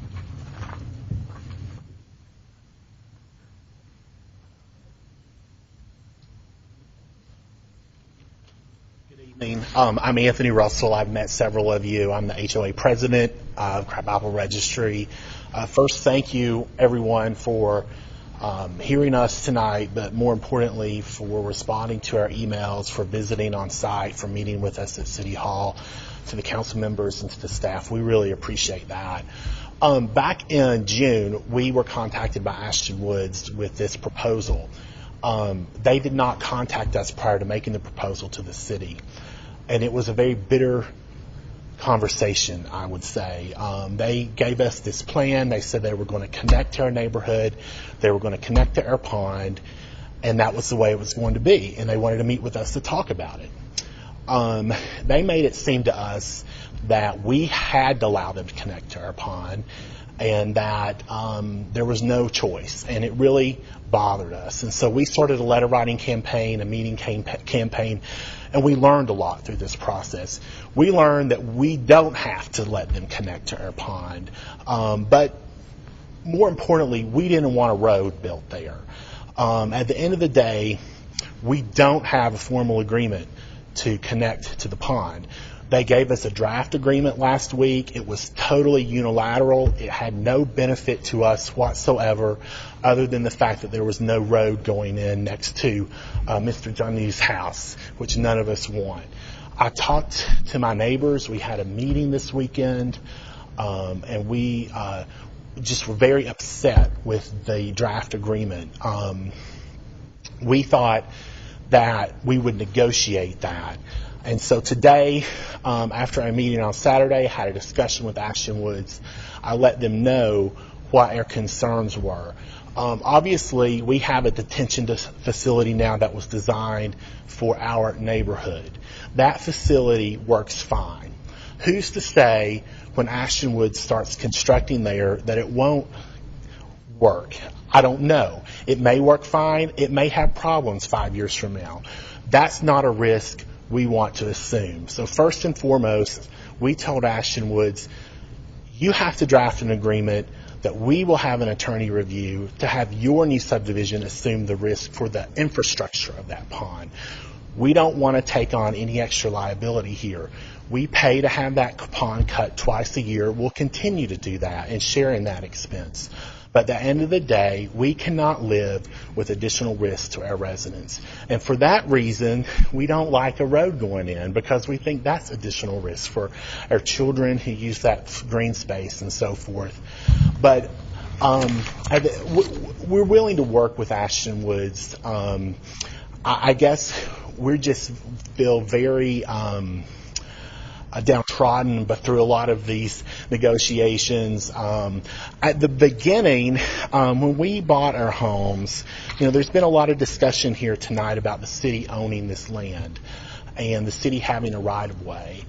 And, we've lived there for 6 years now. We've paid to maintain that land. At no point has the city ever come out, cut the grass there. At no point, we even paid property taxes for a certain period of time on that land until we had a consultant have it reclassified as common area. And so it really bothers me to hear all of this discussion here tonight about the city owning this land. I'm sure many of you have seen this already, but I'm not sure how this works, Brad. But there was this notation in the plat, number 31. That says future Street B to be constructed prior to the building permit being issued for Lot 16. Lot 16, as you can see, is Mr. Janu's house next to where that road would go in. We thought all along that right-of-way had expired. That's why we were shocked when we heard from Ashton Woods that they were going to put in a street there. So all along, we've been maintaining that strip of land. We've been paying insurance to insure ourselves in case someone were hurt on that strip of land. It's not a Roswell City Park. If it were, Roswell would be paying to maintain it and insure it. But we use that, our kids use that, and we don't want to lose that. And and I understand, Mr. Mayor, what you're saying about pedestrian connectivity and the other neighborhood using it. And so if at the end of the day there needs to be some kind of a, cut through that fence to allow that would we'd have to talk about that and see how Ashton Woods could design that and put something in that's aesthetically pleasing. Personally, I don't want to see a paved path put there. It's grass now. So if we put a cut through there that was, done with stone columns and so forth, similar to what we have, I think that would provide the same purpose versus putting down gravel or concrete, something that's impervious. And so I guess, at the end of the day, Ashton Woods, in our conversation this afternoon, seemed willing to draw up the type of contract that we want to share detention. And I guess we need further negotiation on that, but I believe we can reach that agreement. And if they can live with it being sort of open-ended for the next 30 days, I think we can live with it and get an agreement in place. Thank you for those comments. The two of you might be able to live with it, but I'm not comfortable living with it open-ended and having passed a resolution without knowing all the details. I think you're on the right track with Ashton Woods on the contract. I agree with you. Your neighborhood should not be taking on any additional risks. There is an advantage of the two of you maintaining it, a one detention bond versus one, because I think you can share the cost and it'll save both of you money. So I hope you can work an agreement. There's no intention on my part, or I believe on transportation departments, to put a road in here. If the wish is to keep this in grass, and that's the wish of the neighborhood, I'd be fine with this connection being in grass. I'm simply looking for a connection. I am a big supporter of pocket parks. And this could become a pocket park. And in my concept of pocket parks are really, perhaps the ownership is in the city, but the maintenance has to resolve to the neighborhood that is doing this. So I would hope that this could become a pocket park, which in my mind means the city owns it, the city has a certain liability as the owner of the property. We have certain immunity as cities, but the neighborhood would maintain it and keep it, the grass mowed and keep it policed. So I would hope that we could, and I like the idea that Mr. DiPolito suggested, that perhaps we could sort of move this connection, abandon a portion of this right of way, and perhaps move this little connection, this green connection between these communities and this pedestrian connection. And bicycles, mountain bikes go on grass just fine, and road bikes will walk across grass just fine. And so it does not have to be paved. But I would hope that all of these things could be worked out. But I would support a deferral to give Ashton Woods and your neighborhood an opportunity to work out these details. And I think you've worked out so many other things. You're down to the last of it. It would be wise to work this out before this council votes. And so I hope the council will consider deferral. Other comments, questions? Any questions for the applicant? Councilmember Price. Does the applicant wish to proceed?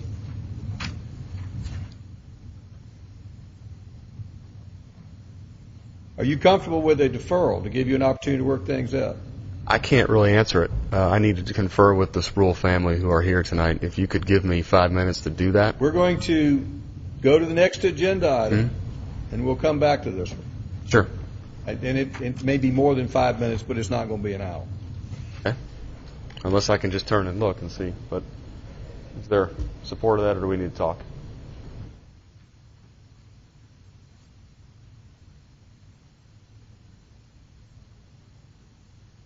Yes, we can defer. Okay, so there's our answer. We can defer. So are you requesting a deferral? Yes. Move to We have defer. another hand up, and before we hear on deferral, we'll consider that request, and this gentleman would like to talk. My name is Michael Harmon. I live in Crab Apple Registry, and I want to thank the council and the mayor. Y'all did a tremendous job as far as looking at this, and I think whatever the outcome is, I ultimately will respect because of the effort. I'm strongly against the deferral because this has taken up a lot of my time and my life, and I think whatever decision is made, make it. I'm tired. If you want to do a 6-month deferral, I'm fine with it. But we need to go on with our lives. You know, I have a business here in Roswell. I work extremely hard, and I'm tired. And I'm okay with connectivity as far as a walking trail or whatever. I do say that we spend a lot of money on HOAs to keep this common area, you know, in good shape. And I kind of feel like if it's Roswell's and we're going to do this connectivity for the better good of Roswell, somebody should help us out with the cost of that ongoing. There are some safety issues that need to be addressed with this. There's a sewer currently there. There's a storm drain there.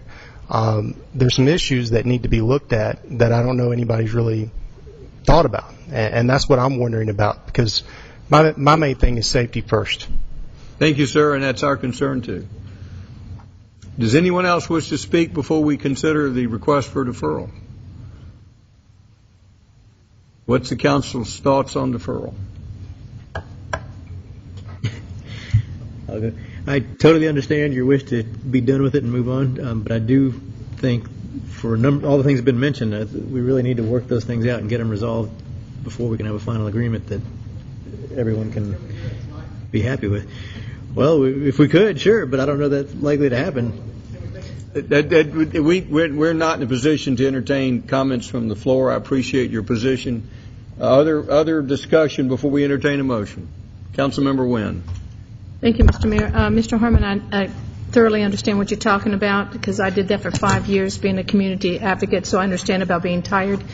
But I think what we're trying to do here is protect Crabapple Registry, because if you all have not had that agreement looked at by a legal consultant, and we go ahead and prove this, y'all not covered. And what we're trying to do is really protect both sides here, but mostly Crabapple Registry. So I understand you being tired. I've been there. I've done that.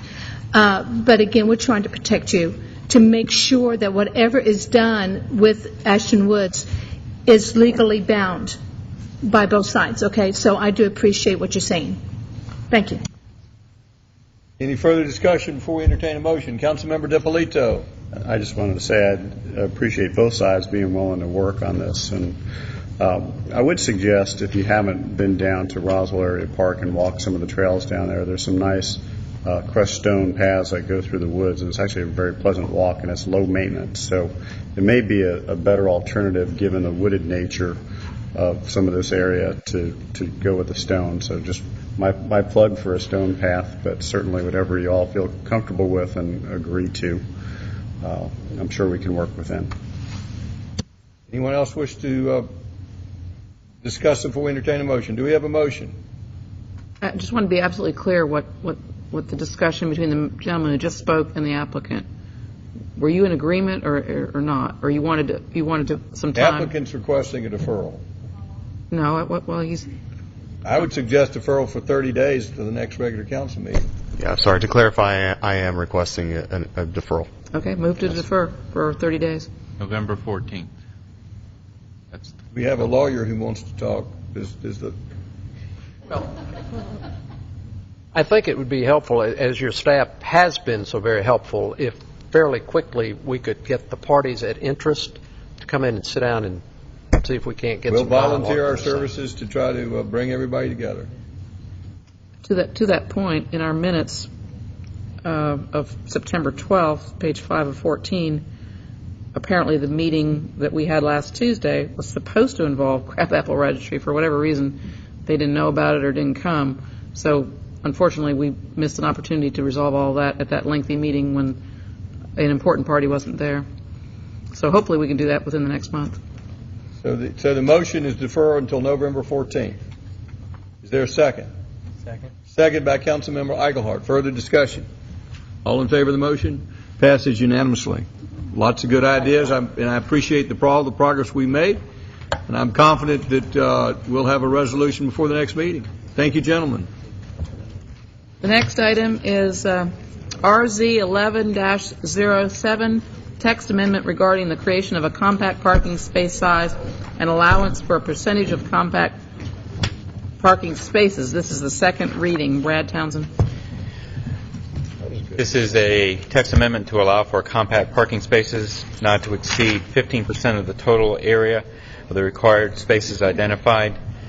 At the first reading, there was a discussion related to the aisle width for parking spaces. I'm providing this graphic, which does show the current parking aisles at 60 feet. It does indicate that should remain as a standard in our current code to maintain the 60-foot.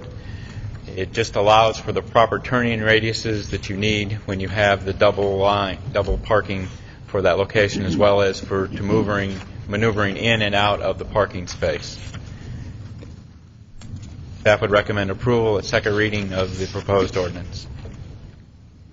And would you read the ordinance, please?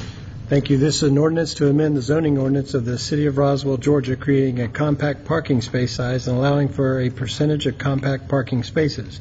Now, therefore, to accomplish the foregoing, the mayor and council of the City of Roswell, pursuant to their authority, do hereby adopt the following ordinance.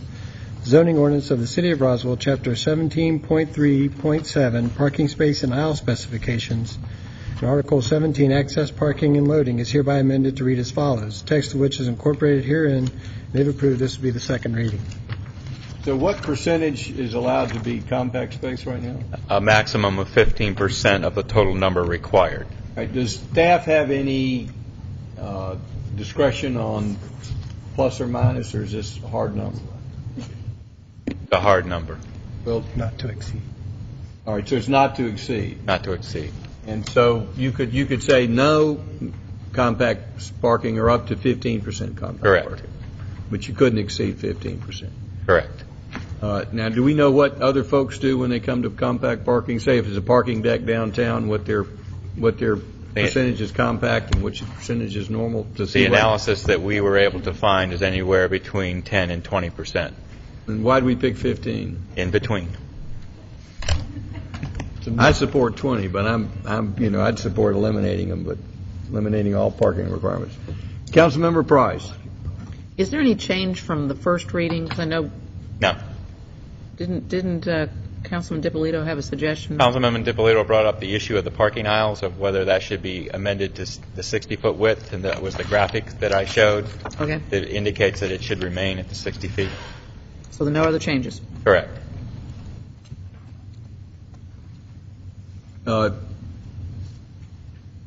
Any questions for staff? Councilman DiPolito. Thank you, Mr. Mayor. Mr. Townsend, is the 60-foot aisle width a building standard? Is that something the Transportation Department supports? That's an ITE standard? Yeah, it's an ITE. That's got the backup material I included in your backup information was actually from a book from our Transportation Department, Parking Geometrics. I don't claim to be a parking expert, so I had to go to our transportation people. Okay, so the compact parking doesn't save in the aisle width? No. It just saves in the parking Right. width, so we save a half a foot? Right. Essentially, so we don't save a whole lot. Save the half a foot on the width. The literature does indicate, too, if there is a structured parking, there's a lot of nooks and crannies where that, odd size of space can be able to work into the location if there is a structured parking deck. Okay. Thank you. Councilman Orleans. Brad, what's the practicality of dealing with this as far as an SUV pulls into the compact spot and takes up two? You're going to have a bunch of door scrapes. This just seems weird. Other questions for staff? Any comments from the floor? All right, I would ask council to consider the 20% rather than the 15%. Being a compact car driver, I find that I have no trouble parking my car. I don't drive a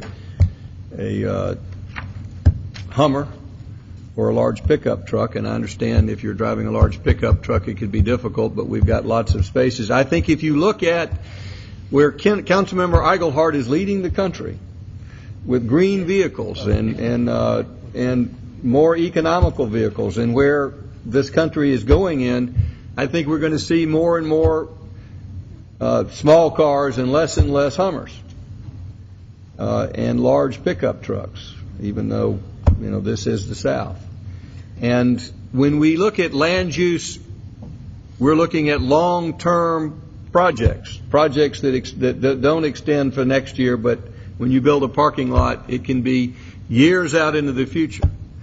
So I would ask the council to consider 20% rather than 15%, that being the 10 to 20% range. Other comments? Councilman Orleans. I guess I disagree. I think the 15% is a good compromise. The world may be going to smaller cars, but you look around in our area and I don't see it. And so you end up with these small parking spaces that nobody can use because you've got a bigger car and there's not enough compacts using them. So I would like to err on the conservative side with the 15% if we're going to do this. And we can always, as you said, Jared, we can always increase it to 20 at a later date if we have more and more of these yellow scooters running around town.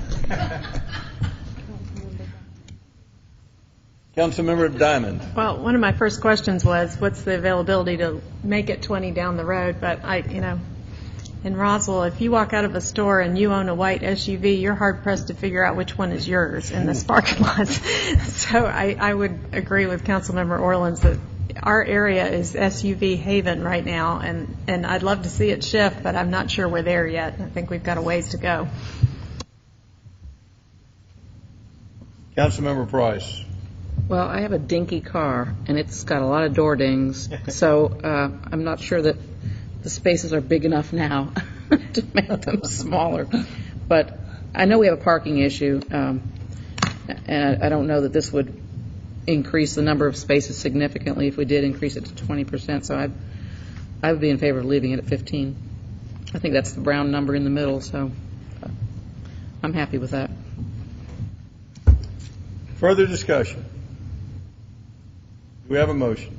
Move to approve RZ 1107, text amendment regarding creation of compact parking spaces, as read, or going to be read by council. Is there a second? Second by Councilman Orleans. Further discussion? All in favor of the motion, raise their hands. Councilman Orleans, Price, Eichelhart, Wynn, DiPolito, and Diamond. That's unanimous. The mayor appreciates your creating compact spaces. I think America is in an obesity crisis, and I think fat cars and fat people go along, and I think 20% is not too many small cars and thin people. But if we want to have 85% fat cars and fat people, I appreciate that. All right, next item. Next please. item. But it's not really fat cars. This is a family-friendly place, and there's just a lot of families in these SUVs and the bigger cars. It's for number of passengers, not size of passengers. If we look at the demographics of Roswell, what they're telling us is our household sizes are now, what's our household size in Roswell? 2.62. 2.62. So for those big families, we've got 80% of our parking. We've got 85% of our parking place for the big families, and we've got a demographics of 2.6. So I do think we need to accommodate big families, but I'm not sure how many big families we have in Roswell. Mr. Mayor, I'd suggest more pedestrian walkways and more bicycle racks. Absolutely. I'd get rid of parking requirements altogether if it was up to me. Make everybody be walking and riding their bike. We'd all be healthier and live longer. Thank you. Next item, please. Thank you, Mr. Mayor. The next item is RZ 11-08, text amendment regarding the revision of the minimum requirements for used automobile sales establishments. This is the second reading, Mr. Townsend. This clarifies the used automobile sales establishments, makes sure that the property that is asking for this proposed use is on a separate lot of record or parcel.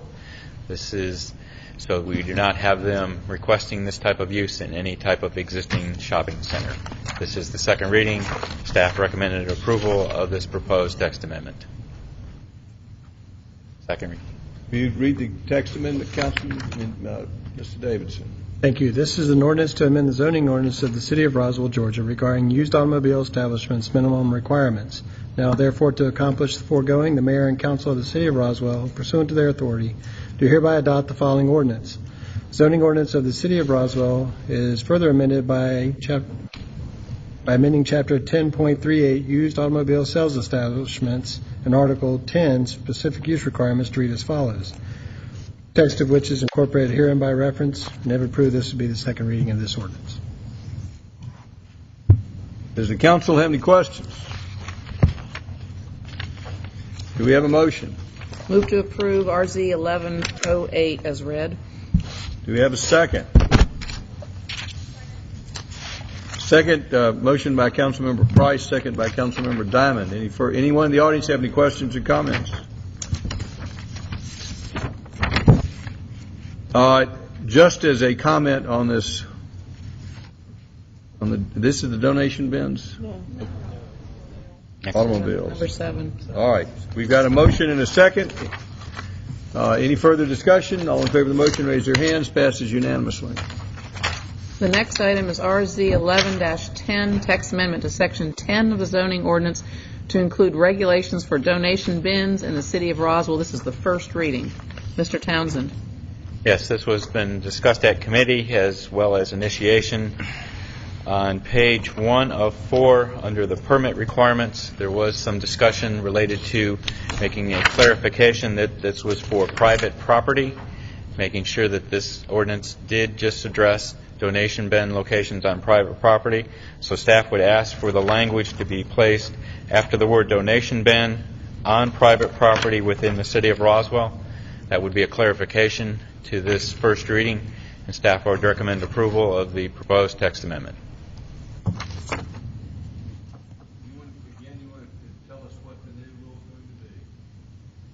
It's controlling the location of donation bins.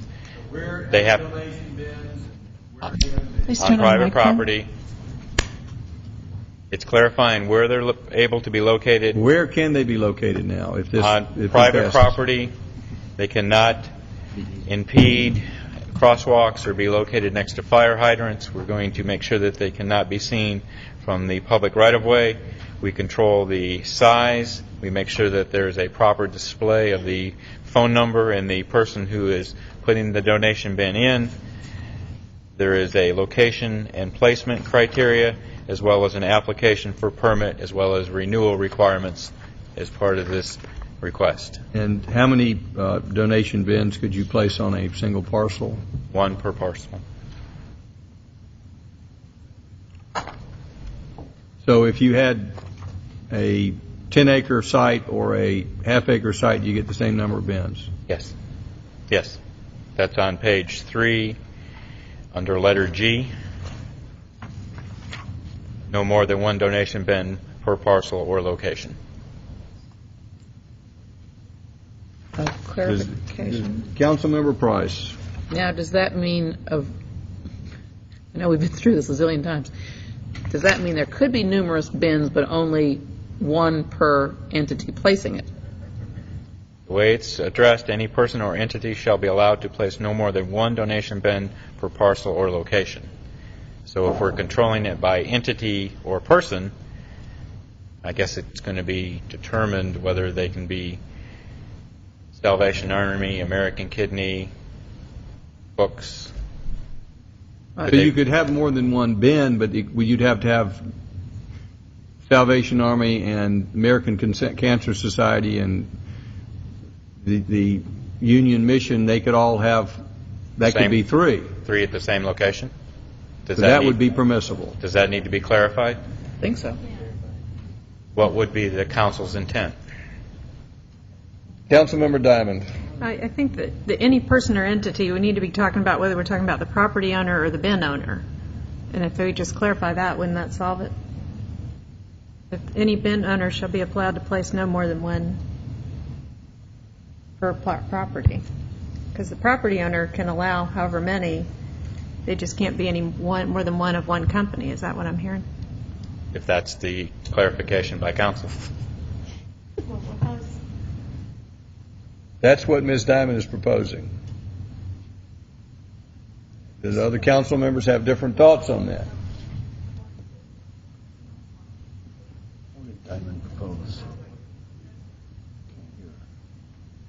All right. Any other clarifications? When you say not visible from the public right of way, that would be with binoculars or just to the average person? Bird's eye view, when you're binoculars. Or from a helicopter, or you have to, if you're just walking down the sidewalk. Driving down the street, walking down the sidewalk. All right, that's clarification. All I need. I know, when it comes to liquor ordinances, these questions come up. I know this is a bin ordinance, but I know. Councilmember Price. Now, compared to the current or the past, whatever, immediate past application form, do we have that form that will comply with this created? Once this is adopted on second reading, we will adjust that form to be consistent with this. And how many numbers on that form will change? The biggest change is going to be the private, non-profit, situation. None of the real numbers are going to change. The way that form was really drafted was to make sure that they weren't visible from the property and that they weren't impeding, parking spaces or fire hydrants or things of that nature. I've got a question. Are there any current bins that we allow that would not be allowed after we pass this ordinance, that might be visible from the street? Yes. Okay. It is. Other questions? At this time, I'd like to hear from I can see some hands up in the audience, if we could hear from the audience. If you'll give us your name and address, who you represent. Thanks for seeing me. I know everybody's tired and wants to go home, so I'll try to be brief. Tired. This is still waiting for us. I'm Greg Grisham. I work for American Kidney Services. This is Ed Zito. He's a board member with American Kidney Services. Our corporate office is at 6360 Button Gwinnett Road in Doraville. We currently have bins in Roswell. We are a nonprofit company registered with the Secretary of State. We heavily rely on clothing donations in order to support the Kidney Fund. On average, we give the Kidney Fund $30,000 each and every month, and they use this to help people that are on dialysis that really need our help. The current regulations and the applications, the way they read, makes it virtually impossible for us to have any donations bins in the city of Roswell. Number one, donation bins shall be screened or located where they're not visible from the road. Well, if they're not visible from the road, what's the point of them being there? They can't be seen, out of sight, out of mind. So I don't know how we're supposed to, or any clothing company is supposed to run or any kind of donation bin business in Roswell the way the current application reads. So I guess I'm just requesting humbly that we can have some sort of amendment to that where they can be seen. We have property owners that want to support us, and they can't because our applications keep getting denied. What would your suggestion be as where they could be located as a compromise possible? Well, there's a lot of bad notoriety going along with the clothing bin industry. It's a cutthroat business. There's a lot of, if it were me, I would recommend that it be limited to nonprofits only that are registered with the Secretary of State, because then you can prove where your money goes. Most of these companies aren't even in the state of Georgia. They're registered in Florida. They're for-profit. They aren't in compliance with the current code. I think what the council's trying to look at in this ordinance is not trying to determine who can put a bin up as to the aesthetics of the bin and where it is and how much it affects the property. So aesthetically, any recommendations? Well, I think it's on a case-by-case basis based on the parcel of the property. If it's a small area that's not going to be conducive to people pulling in and taking away parking places and it doesn't make sense, then it shouldn't be allowed. There's current homemade boxes being made now that are made of wood that are basically fire hazards that are being placed. I know that we can't place them in gas stations, and that's understandable, but I think as long as it's aesthetically pleasing, such as we try to do with our boxes, a lot of these boxes aren't maintained, they aren't serviced. I have pictures where there are multiple bins, and there's still trash and mattresses and everything out in front of them. And most of these are these for-profit companies.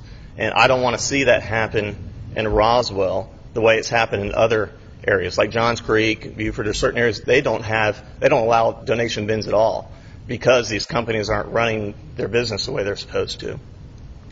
I would like for us to be able to operate in Roswell, and I don't want it to get to that point where Roswell says we don't want to do this anymore. So I guess that's why I'm here. Well, I think the council is supportive of the idea of bins. Mm-hmm. But I think we're trying to say, how do we balance the support of nonprofits and other businesses who have a right? Mm-hmm. A private property owner is saying, well, we're not trying to say whether you profit or not. But I'm just, and when you say on a case-by-case basis, our poor staff has to have a rule to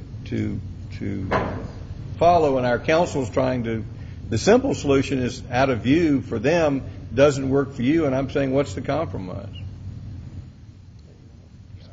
I'd be happy to address that somewhat. We've all seen donation bins. Name for the record. Pardon me? Oh, I'm sorry, Edward Zito. I'm a board member with the American Kidney Services, same address. Yes, we've all seen donation bins, so we're just basically saying the same thing that we've seen all over the city, the state, and the country for that matter. the property owners pretty much will determine that, because they certainly don't want to block any parking that they may have, or a driveway or anything like that. So on the property, each property, the property owner would say, that'd be a good space right over there. That's what we'd like. That's why it's kind of on an individual basis. So we can't determine right now exactly where every bin would go for every property, because every property is a little bit different. If it's a big shopping center out front, and it does have to be exposed to where people can see it, otherwise it's not going to do any good. There's a second part that we'd like to address as well, and that's where it has to be screened in. Well, if it's screened in, it might look like a garbage bin, and nobody would know what's there. So if we have to be able, people have to be able to see it and not have it screened in. What are the council's thoughts on how it can be visible to users but not objectionable? Councilmember Price. Well, I don't think that this whole thing came up as a method to restrict the placement so much as to clarify it a little bit, but also F indicates that it would be taken as on a case-by-case basis. So I think that, no one's wanting to stick it in the back of 40 acres. On the other hand, if there's something that's horrendously an eyesore, it's a little bit of judgment left up to the staff, but I didn't think that we were making this more restrictive for any that are currently placed. Or am I wrong? You're Brad? wrong. That's what I was told. We have current bins that you can no longer place where they are, and so it would be more restrictive than our current practice. Councilman Orland. But that's because they're illegal right now, just because they didn't get approved. Or they were placed prior to any regulations being. And our bins, so would like to, because you said that as long as they're aesthetically pleasing, our bins are all metal and clearly state what's on there. It's the American Kidney Services, registered with the Secretary of State. And in fact, you will never see one of our bins with an overload. We are out there within sometimes a half hour to an hour if someone calls and says something, or certainly within 24 hours, but we don't have boxes and so on around our bins. And if the ordinance, as I understand it, it has to be screened and not visible from the right of way. I guess it could be visible from the parking lot. So I'm just trying to figure out how this works. Councilman Orland. Well, and that's the issue. And your bins may be looking good, but we're addressing all bins. And I can't remember where it was, but I just saw a giant red bin that was in a small lot right where you're walking by. So, as Mayor was saying, if you got some compromise ideas, maybe the overkill is in the screening of them if they're back in a parking lot. But how do we address the visibility from the street, from pedestrians going by and driving by? I know I can think of another one on Highway 92 that is right up at the edge next to the sidewalk. So we're just trying to make them available. We're trying to address the aesthetics of them and not having it look like a trash bin. Exactly. So, that's where we're trying to go with it. So if you come up with ideas to help us out and compromise, we're more than willing to listen. And like I said, maybe we need to relook at the screening of a bin if it's back in a parking lot. But I'm not seeing or hearing a reason to eliminate the visibility from the street and from the right-of-way. So, well, I think we have to think in terms of who our donating people are. Most of them are women. I know I wouldn't want my wife going to the back of a parking lot that's screened in trying to donate clothes. People need to feel safe in trying to do this process as well, and it has to be visible. Well, let's talk about some possibilities here. Wait a minute. Go ahead. This is Roswell. We're like the 12th safest city in the country. So that's not an issue in our parking lot. No, we don't want somebody going around behind the building. No, I'm just trying to think through this. So I think it's clear we don't want these on the street or just behind the sidewalk. And I don't think you're asking to put them there. No, sir. So maybe if they had to be sort of, if your typical strip center, where would it be? Well, somewhere it would be visible from the road. Like most of ours aren't at strip centers; they're at smaller, like Roswell West Medical Center, right off of Holcomb Bridge. You can see it right there.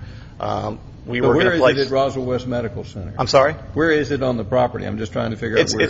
It's right. You can see it from Holcomb Bridge. It's in the corner of their parking lot where it's not taking anything away from their patrons coming in, but it's very visible right from the street. And is it, if we had a setback from the street, would that solve the problem? We have that, I think. Councilmember Diamond.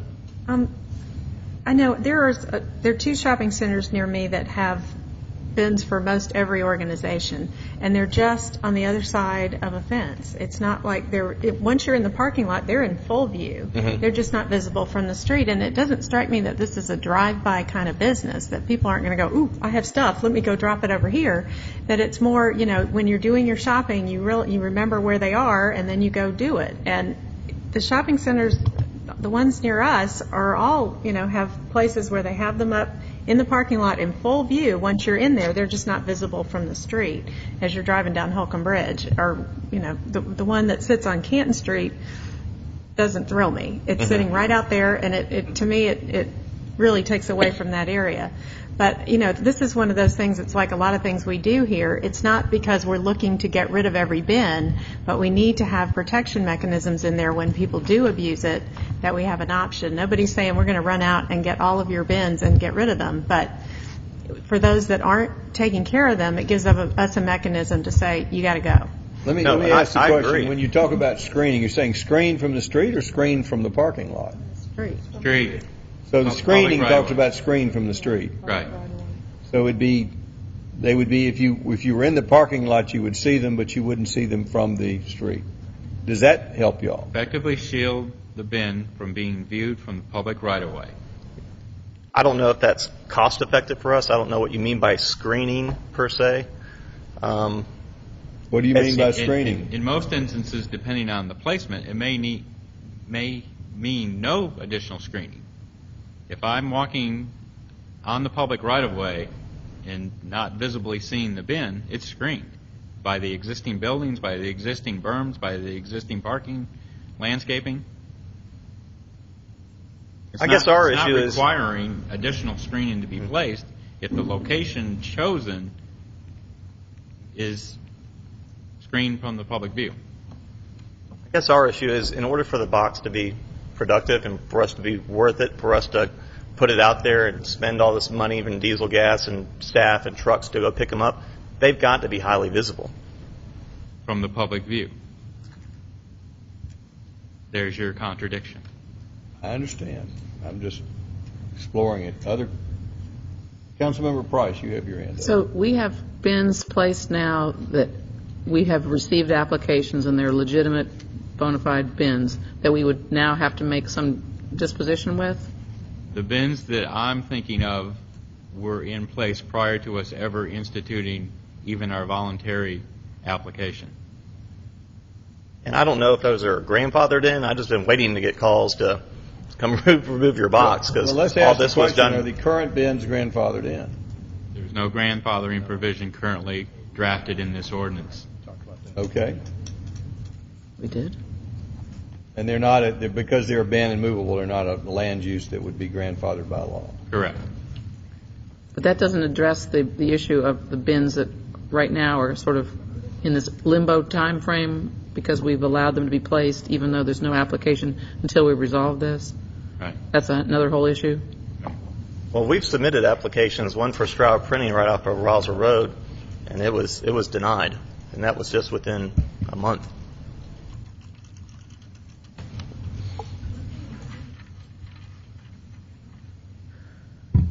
Anything else? Does the council have any other questions for these folks? Thank you, gentlemen. Does anyone else in the audience wish to comment on this? Yes, sir, you may ask one more question.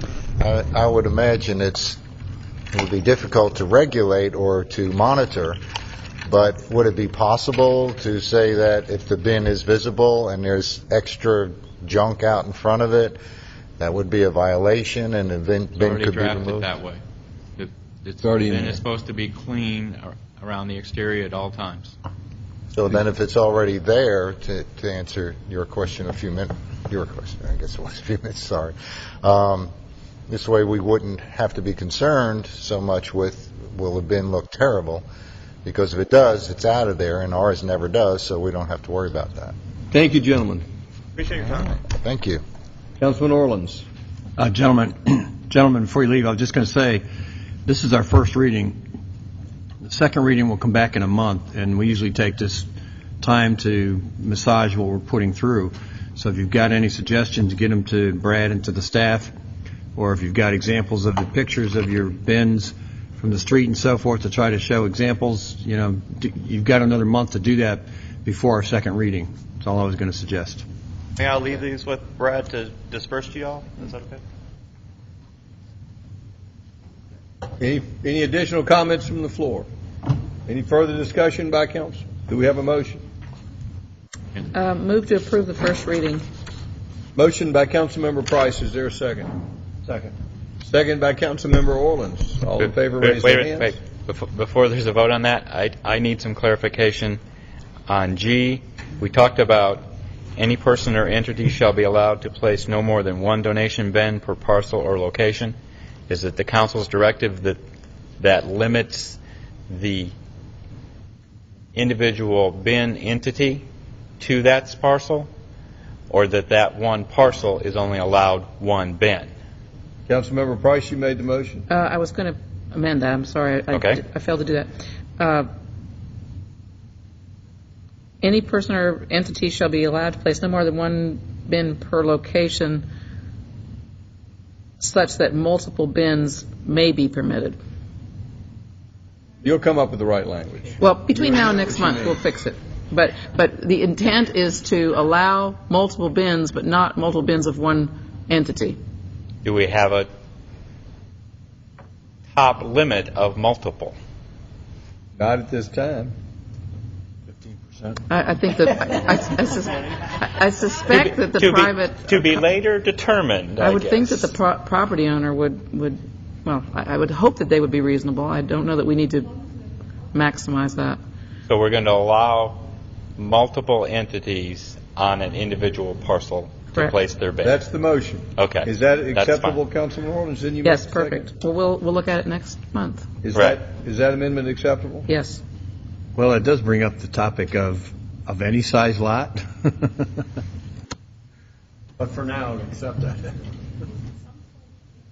We have a motion and a second. Further discussion. Councilman Eichelhardt. When we first brought this up, however many months and months ago it was, that was one of the key discussion points, I think, as to how many can we have on each property. And yes, you'd like to think that the property owners would be reasonable and only have a certain amount, but if that were the case, we wouldn't have any other rules for everything. So, I have a concern about just leaving it with an open number.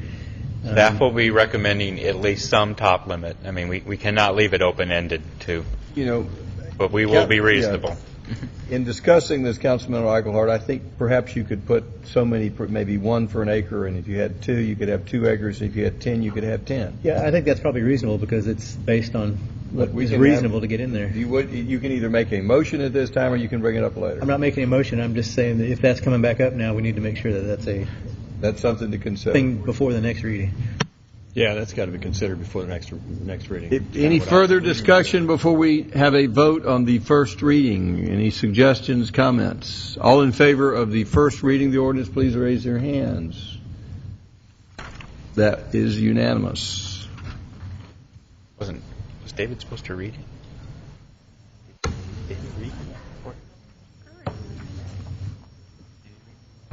The next item is approval of a resolution to adopt the 2030 Comprehensive Plan Community Agenda, including the short-term work program and capital improvement element.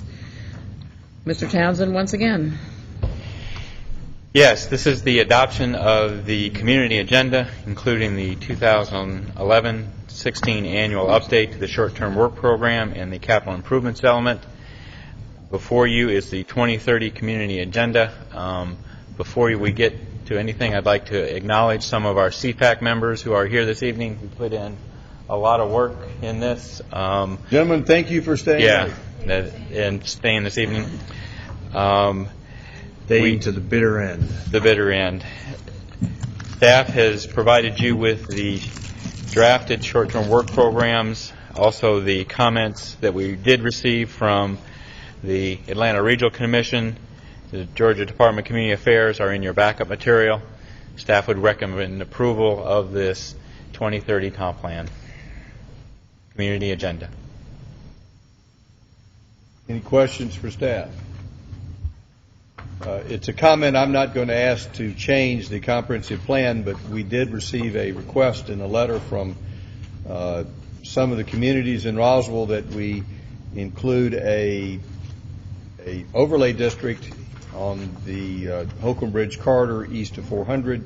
In discussion with those communities, there was no support for a overlay district within that corridor, even though it's in the plan.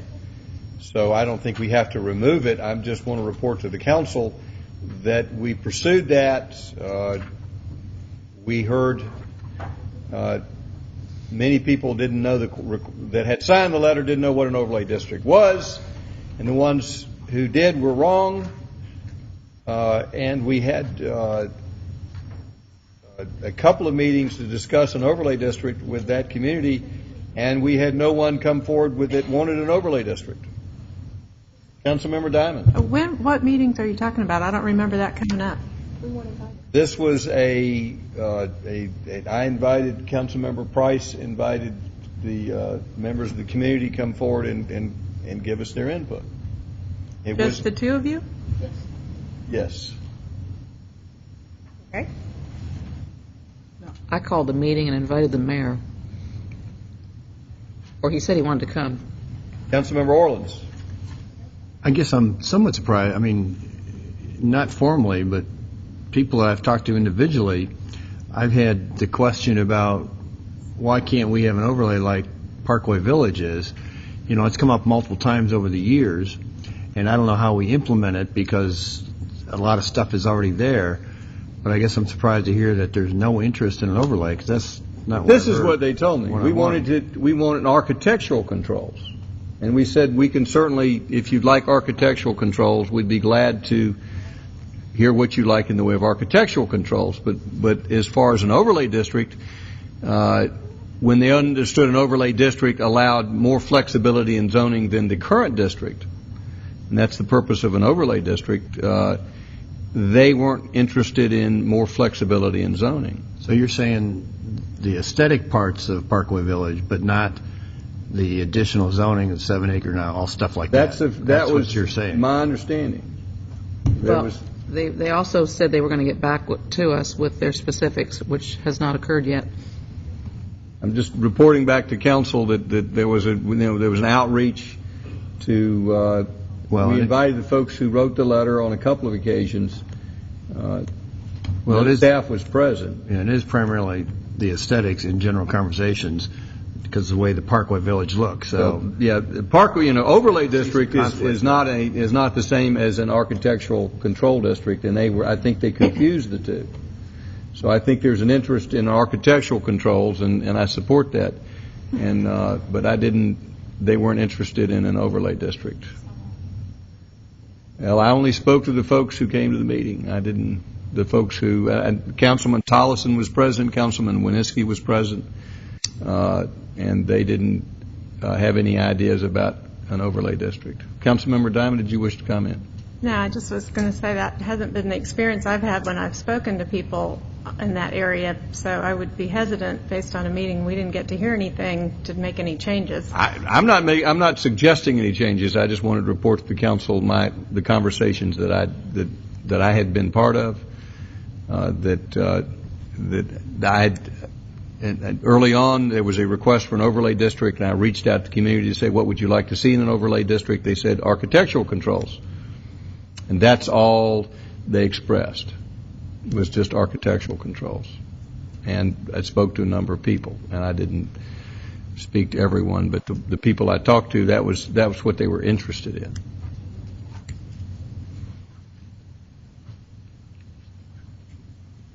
Other comments? Anyone from the floor have any comments about this future land use plan? Do we have a motion? Move to approve. Do we have a second? Second. Motion by Councilmember Price for approval, second by Councilmember Orleans. All in favor, raise your hands. Passes unanimously.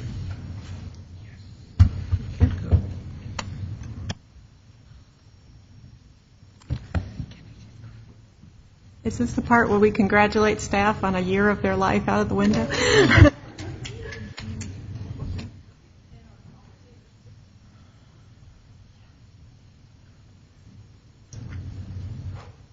Thank you for coming tonight. Thank you for all your efforts, and we look forward to great things. And I would encourage, and we're following this up, as you know, with the Economic Development Study, and we hope to be between the Comprehensive Land Use Plan, the Economic Development Study, and the passage of the Business Alliance. Would you like to speak? Yes, sir. Come forward.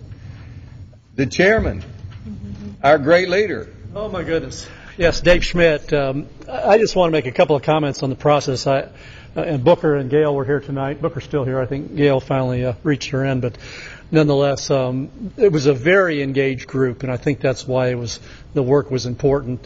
We had a very large group, and they stayed to the bitter end. And I think I say bitter end because it was a long, involved process that I think in many public forums for a committee to stay together that long is really a testament to how committed they were. But I also want to commend Alice and her group too, because being engaged, meeting multiple times, there are a lot of things that happened outside of meetings that Alice dedicated her time, Brad as well, Jackie as well. Just a very committed staff you have about getting this done. And I would tell you, too, it was anything but just a rote process. It was an engaged process.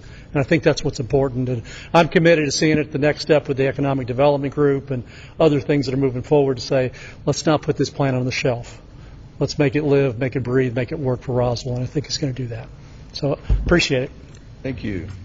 I also want to acknowledge that we did have a representative here from PON who stayed with us to the bitter end on this process, and that's unusual for the consultant to stay with you until the final vote. So I want to thank them, too, for working with us.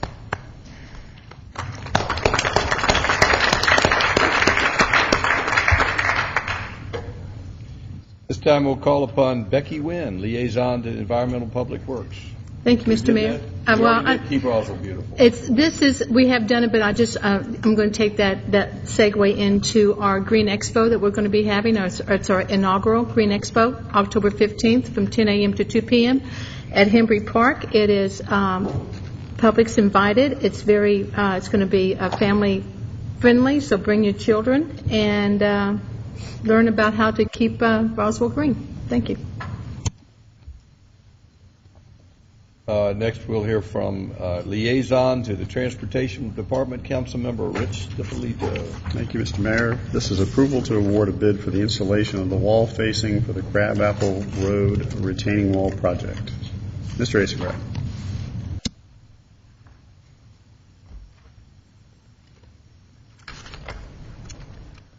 Thank you, Councilman DiFilippo, Mr. Mayor, members of the City Council. See, everybody stayed around for the most important part of the whole evening. As you know, we built a sidewalk on Crabapple, and the sidewalk had a retaining wall. Can you flip that up for me real quick? And as if you didn't need to be reminded, here's what that looks like. Doesn't come up all that well on there, but here's a better picture of it. Retaining wall. And we sent out a bid, and we had 13 bidders who bid on 3 different elements. They bid on the concept to put a brick facade on the front of this wall, a stacked stone facade on the front of this wall, or what we call a stamped concrete, better known in the industry as an ashlar finish, on the front of the wall. And also, subsequent to the time that I wrote this, wanted you all to be aware of the fact that the texture of the brick, because I got some questions about, does it have to be red brick? Well, I brought with me a couple of these boards, and I can show you these. I have actually an office full of these things, but the point is that this brick actually can take on a number of different textures, colors, and sort of like images. So I wanted you to understand that the brick, we have some flexibility in the brick, if you'd like to consider the brick. Also, the stacked stone has some degree of flexibility, but it's generally going to match the wall that is around Canton and Woodstock, that stacked stone type of look. So in your packet, you have the 3 costs for each, and these are. I'll put these. Okay, are you cold? I just picked these at random. I was sweating before, man.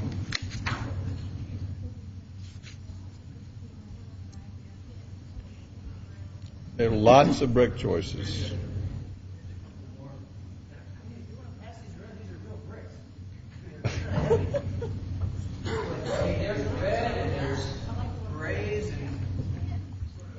Pinks and pinks, Mayor, but they I have mean, pink brick. they have like some texture to them and some sort of weathered look, if you will. They don't have to look like the red bricks that we have on Canton Street with the kind of the brick brick pavers that we walk on. They can be ivory bricks. We have all kind of bricks. Councilmember DiPolito. Thank you, Mr. Mayor. Mr. Hasenbrack, I just want to clarify that this is not a brick veneer. It would be actual standard width bricks. Is that correct? Yes, that is correct. Okay, thank you. Councilman Orleans. I would just like to suggest a motion cover the stacked stone facing. That's what we had discussed a couple committee meetings back, and we had budgeted in that amount. And I know when I originally brought it up to Mr. Hasenbrack, I suggested in covering the wall that they look at other things in the area, and I know there's a couple pillars just north of it, and there's a couple other walls on Canton Street and Crabapple that are stacked stone. And again, if it was probably, 200 feet further south in the historic district, the HPC would be requiring stacked stone. And in fact, I believe on the Table and Main restaurant that was just opened on Canton Street, they required stacked stone on a detention pond that was not even up on the street. So again, I think the city needs to step up to do what we make other companies do, and we're trying to make this look fit into the historic area, make it look the best we can for the next 100 million years or whatever. We've got business right across the street that are trying to renovate some old homes. Jared's done a great job of fixing up his corner and bringing in some new thoughts and new ideas there. So we want to make this look the best we can. And so my hope is that the motion will be for stacked stone facing. As a property owner on Canton Street and someone who's concerned about aesthetics, it's a toss-up for me, whether it's brick or stacked stone. I know that a lot of historic walls are built out of brick. I know if you visit Monticello, Jefferson built his walls out of brick. And given that it's a toss-up aesthetically and it's substantially less expensive to go with brick, I support brick.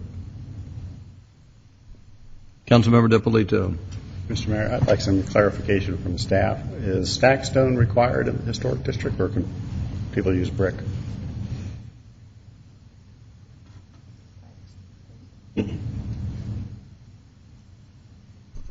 I don't know if it's a general requirement, but it is a preference. But they look at it case by case as to the specific application of whether they have brick or stacked stone. Yes, I waffled around the answer. All right, thank you.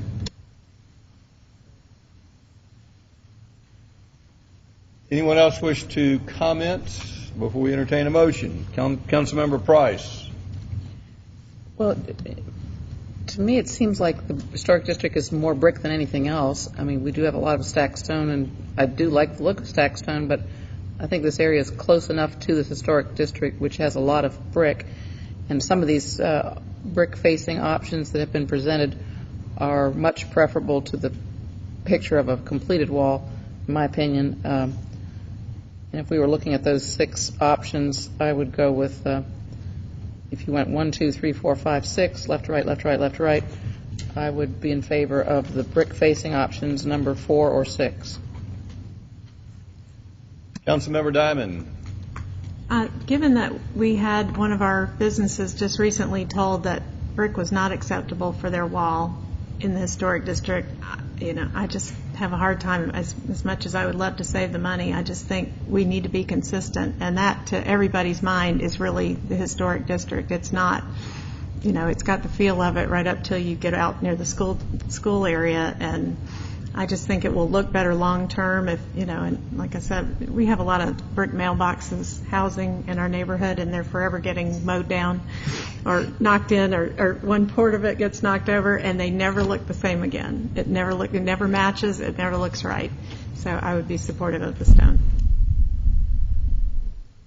Historically, this is Tennessee limestone, never built with Tennessee limestone in the state of Georgia historically. So if I was authentic historic, I wouldn't build out of limestone because it was not available in the city of Roswell.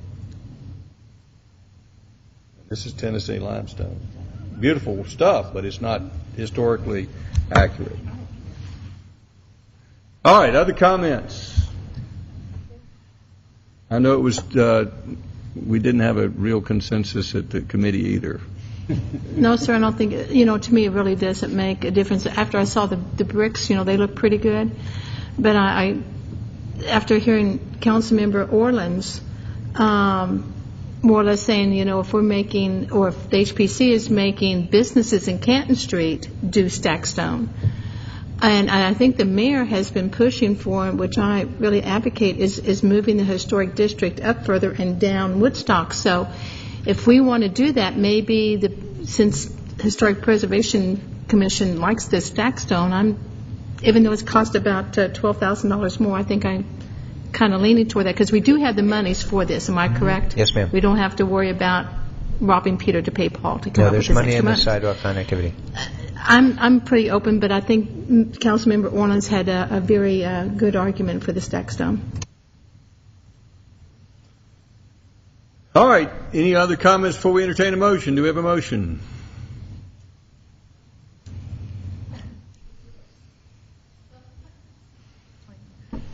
Well,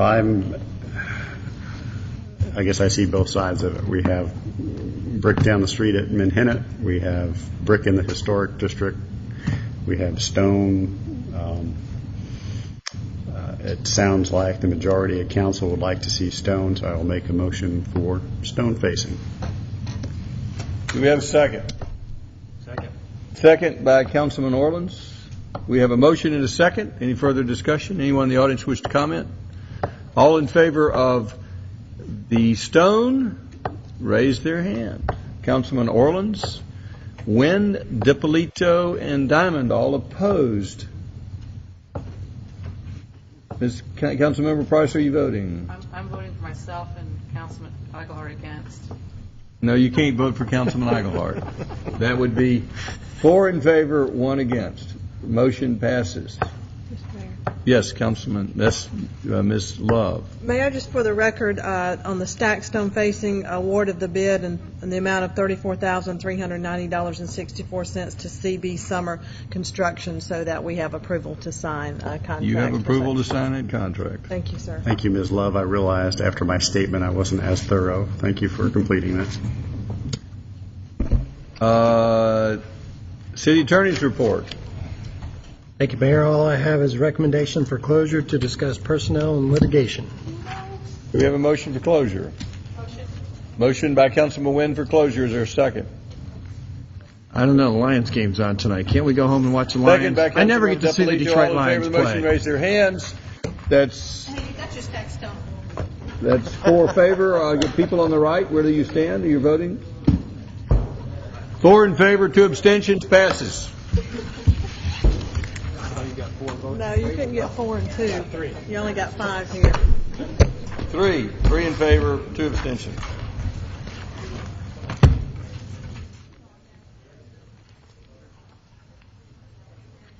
Take your egg drop bag there.